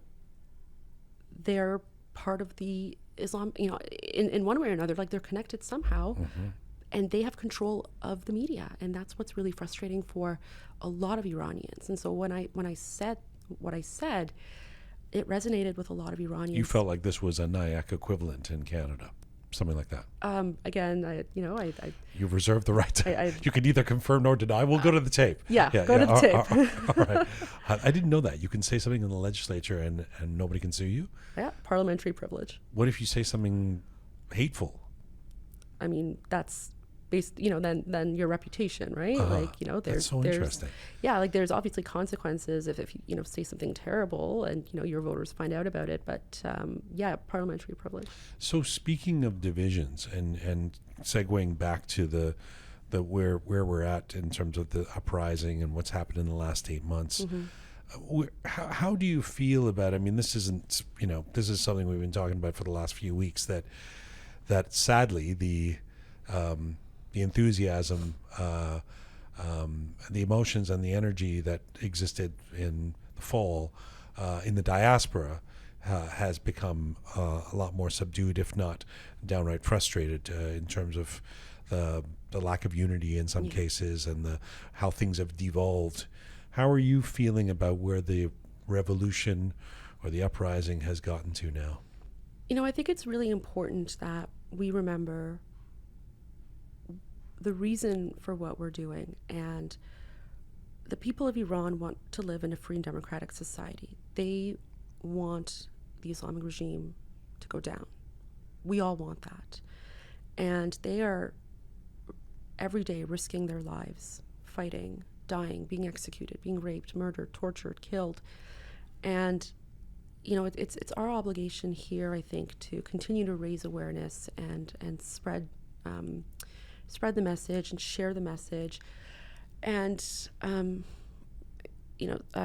know that there was, what was that group, the Iranian Democratic, the coalition, the alliance, the coalition. whatever. I know that's not really. Well, I mean, it was just a month and a half ago, a couple months ago. You were sitting there up there. Yeah. You weren't quite on the same podium, but you were one of the politicians up there, and it was that was the last time we basically saw everybody together. Yeah. Before they start unfollowing each other on Instagram, but I wasn't part of the coalition. I never was part of that coalition. I was sort of a last minute invite to that, and I think one of the challenges with that coalition was, okay, well, who are these people? How did they come together? What's the reasoning behind it? And I mean, I'll be perfectly honest. The only reason I think the coalition had any legitimacy is because Pahlavi was there. And Pahlavi has been saying from day one that he's there to be a representative and just do, what the Iranian people want. And I think even though the coalition is gone, and, I think, I had a feeling that it wouldn't maybe last that long because there were some tensions there. But I think ultimately, we do have a leader. We do have Pahlavi. You're a supporter of Shahzadeh. I am. Reza Pahlavi. I am 100%. And, I think part of the reason is because Canada is a constitutional monarchy, right? I mean, as a Canadian, I grew up in a constitutional monarchy, and very different from the monarchy in Iran. Very different from the even though that was a constitutional monarchy as well, but again, very, very different. But we do have a constitutional monarchy here in Canada, where and as a politician, I'm seeing it firsthand and experiencing it firsthand as well. We do have a head of state, the king now. And that's a way to sort of maintain that tradition and keep that tradition alive. But in reality, the king doesn't do anything. It's us politicians. And so I think, at the very least, and Pahlavi has said this too, that, he's not there to tell the people what to do. He's just there to be a representative and to push for democracy. And it's really up to the people of Iran what they want their future government to look like. He's not going to impose in any way. And so I think, he's still raising awareness. I mean, he had a historic trip to Israel a few weeks ago. Something that you were supportive of. You were tweeting about it. You were 100%. retweeting. Well, I mean, that would be something, for example, that you could telegraph way ahead of time that you'd know is going to be divisive for the global Iranian community. And it turned out to be. There's some people who didn't, don't want to see that kind of rapprochement with Israel. Why did you think it was a good trip? It's always been part of our culture and history. I mean, Iranian constitutional revolution happened in the early 1900s. 1906? Yeah. Within the Iranian Majlis, the Iranian parliament, they actually had one dedicated seat for Jewish Iranians. Did you know that? Well, sure. And I mean, the history of Israel. And there was a vibrant Jewish community all through up until 1979 in Iran, but that's not necessarily the same thing as folks who are big supporters of Israel or not, right? There is a dividing line, as you know. It's ideological in many cases. There's only been one country in the Middle East who's spoken out in support of the people of Iran fighting for freedom and democracy. Can you guess which country that is? Lebanon. Israel. I know. I knew what you were going to say. Yeah. So, but right, I think everything any one of us does or says will be divisive. Yes. And I think that's okay. And I think what we need to realize as a community is that we do have a difference of opinions. We will have different ideologies, but that's what makes us stronger. I mean, that's what a democracy is all about. It's about having that safe place to be different, to explore different ideas, to have different policies and platforms and work together to represent. So on the working Iran. together part, here's the part that is that still possible? I mean, as a supporter of Reza Pahlavi, you know, there's a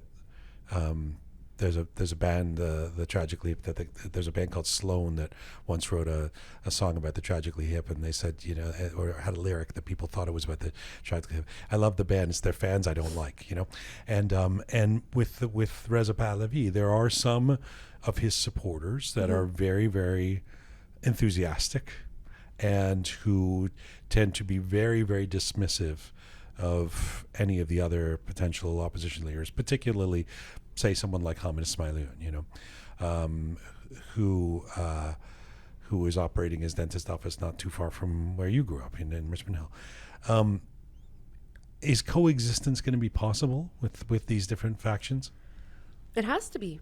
I mean, look at Canada. We have coexistence with different political parties, different leaders. It's what we do. And I think, you know, one thing that we can do as Canadians is we can export this knowledge of democracy and use what we know to help Iranians, right?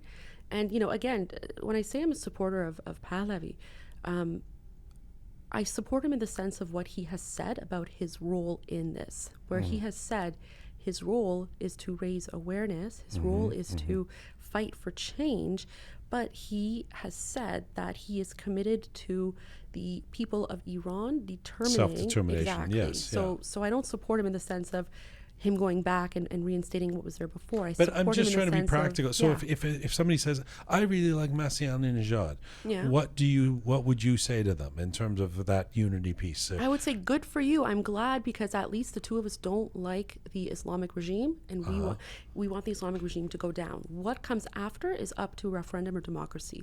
And I think that's what people need to that's what they realize. were trying to do with the coalition, isn't it? Well, then let's get Masih and Reza Pahlavi together. So, I mean, I was never really a part of that. No one spoke with me about it, so I'm not even sure why it disbanded. I mean, I saw a post from Nazanin Boniadi on Instagram a few days ago where she said she's not part of it anymore, didn't give an explanation why. I mean, again, no one reached out to me. I don't even know how the coalition came about, first of all. Right. Yeah. Yeah, I know so, this. I don't mean this in an official capacity. No, not at all. Yeah. But I think also, like, you know, if you look at the coalition, like, it was, I guess, I mean, my assumption is that it came about because it was just, you know, 4 or 5 very prominent Iranians on social media that got together. But is that really enough to make a coalition, right?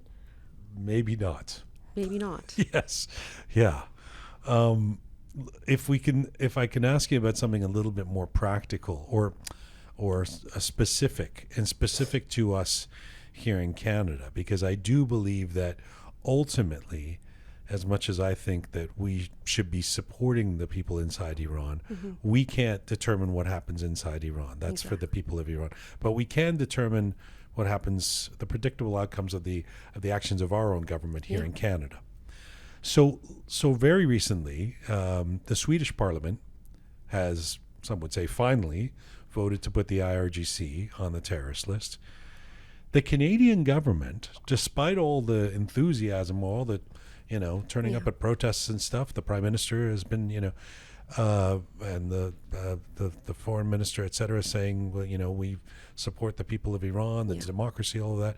The Canadian government has still not fully put the IRGC on the terrorist list. No, they haven't. I've asked this question over and over again with different people. What is the problem?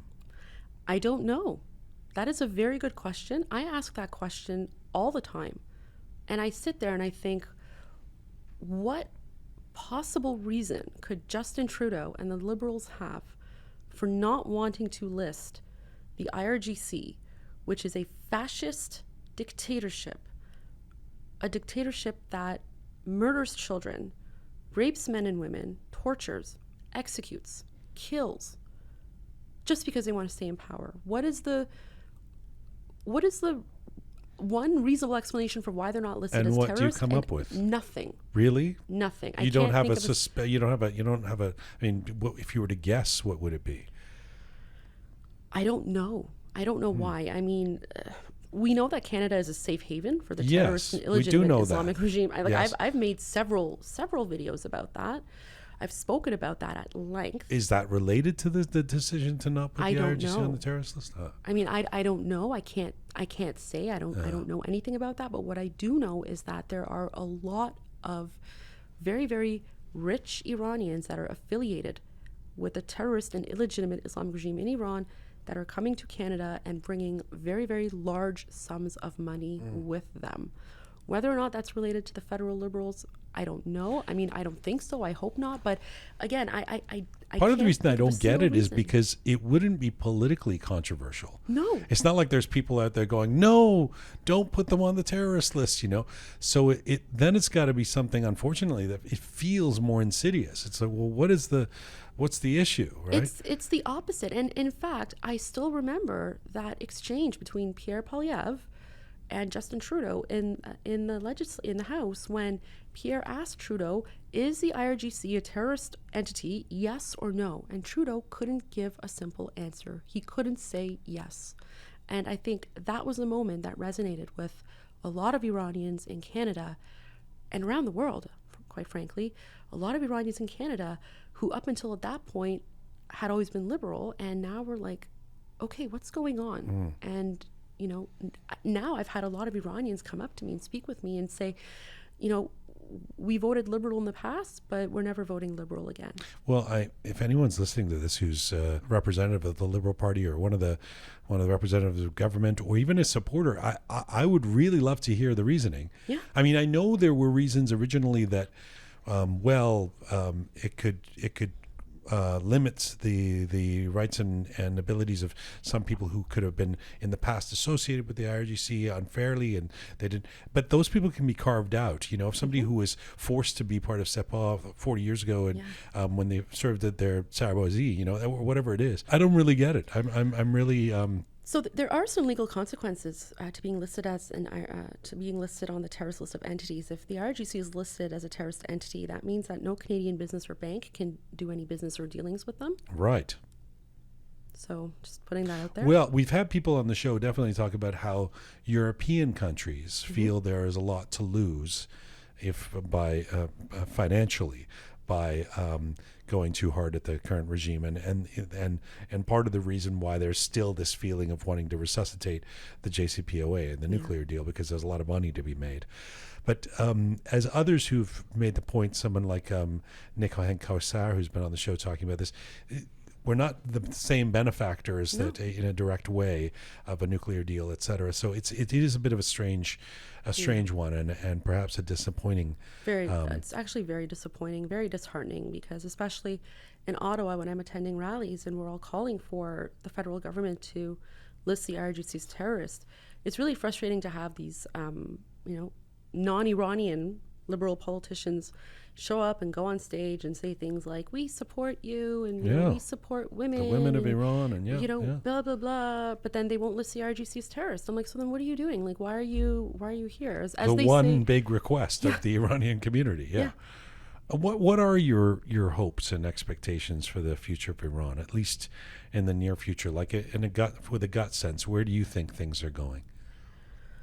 I want to be hopeful, and I'm going to continue to be hopeful, because, as we all know, these uprisings and movements have happened in the past, but they've been very brutally and violently quelled. I think right now it's the responsibility of everyone to keep this message alive and keep this alive outside of Iran, because we all know that this is still continuing in Iran. We all know that people are protesting, people are being executed, all of that.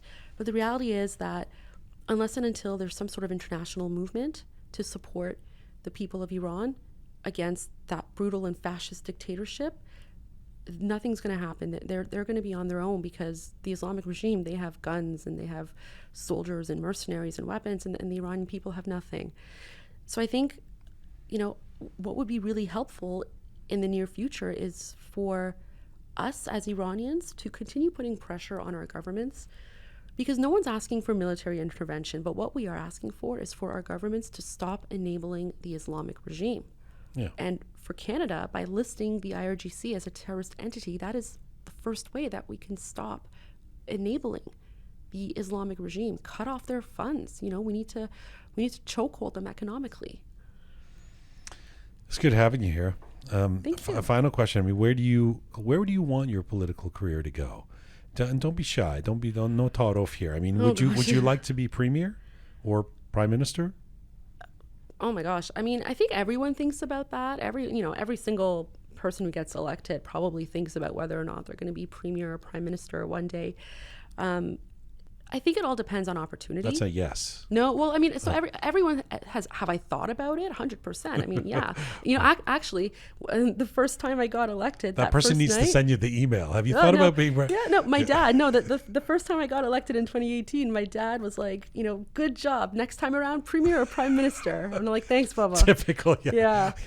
You couldn't just celebrate for one night. Exactly. But you know, Justin Trudeau, he is prime minister. Yeah. You are not prime minister. Exactly. So I mean, I've definitely thought about it, yes, but is it a realistic thing? I have no idea. Because again, it's all about opportunities. Like if someone had said to me 10 years ago that I'm going to be a politician today, 10 years ago I would have laughed and said, you're joking. So, I mean, the opportunity is there, I guess, if it comes up. But if not, like I definitely see myself in some sort of advocacy role, maybe at the United Nations or with some sort of NGO doing human rights work and raising awareness about human rights issues around the world. So lots of opportunities. I'm not limiting myself to one thing, but right now all options are on the floor, I guess, on the table. Thank you again for being here. Next time, policy debate. Looking forward Education to it. System. We're going to tear it apart. We're going to talk about. Oh, absolutely. That's my bread and butter. That's really great having you here. Merci. Thank you so much. Thank you. Thanks. Goldie Ghamari here live in the Rook Studio. Once again, thank you for being here. This is full time for Rook for today.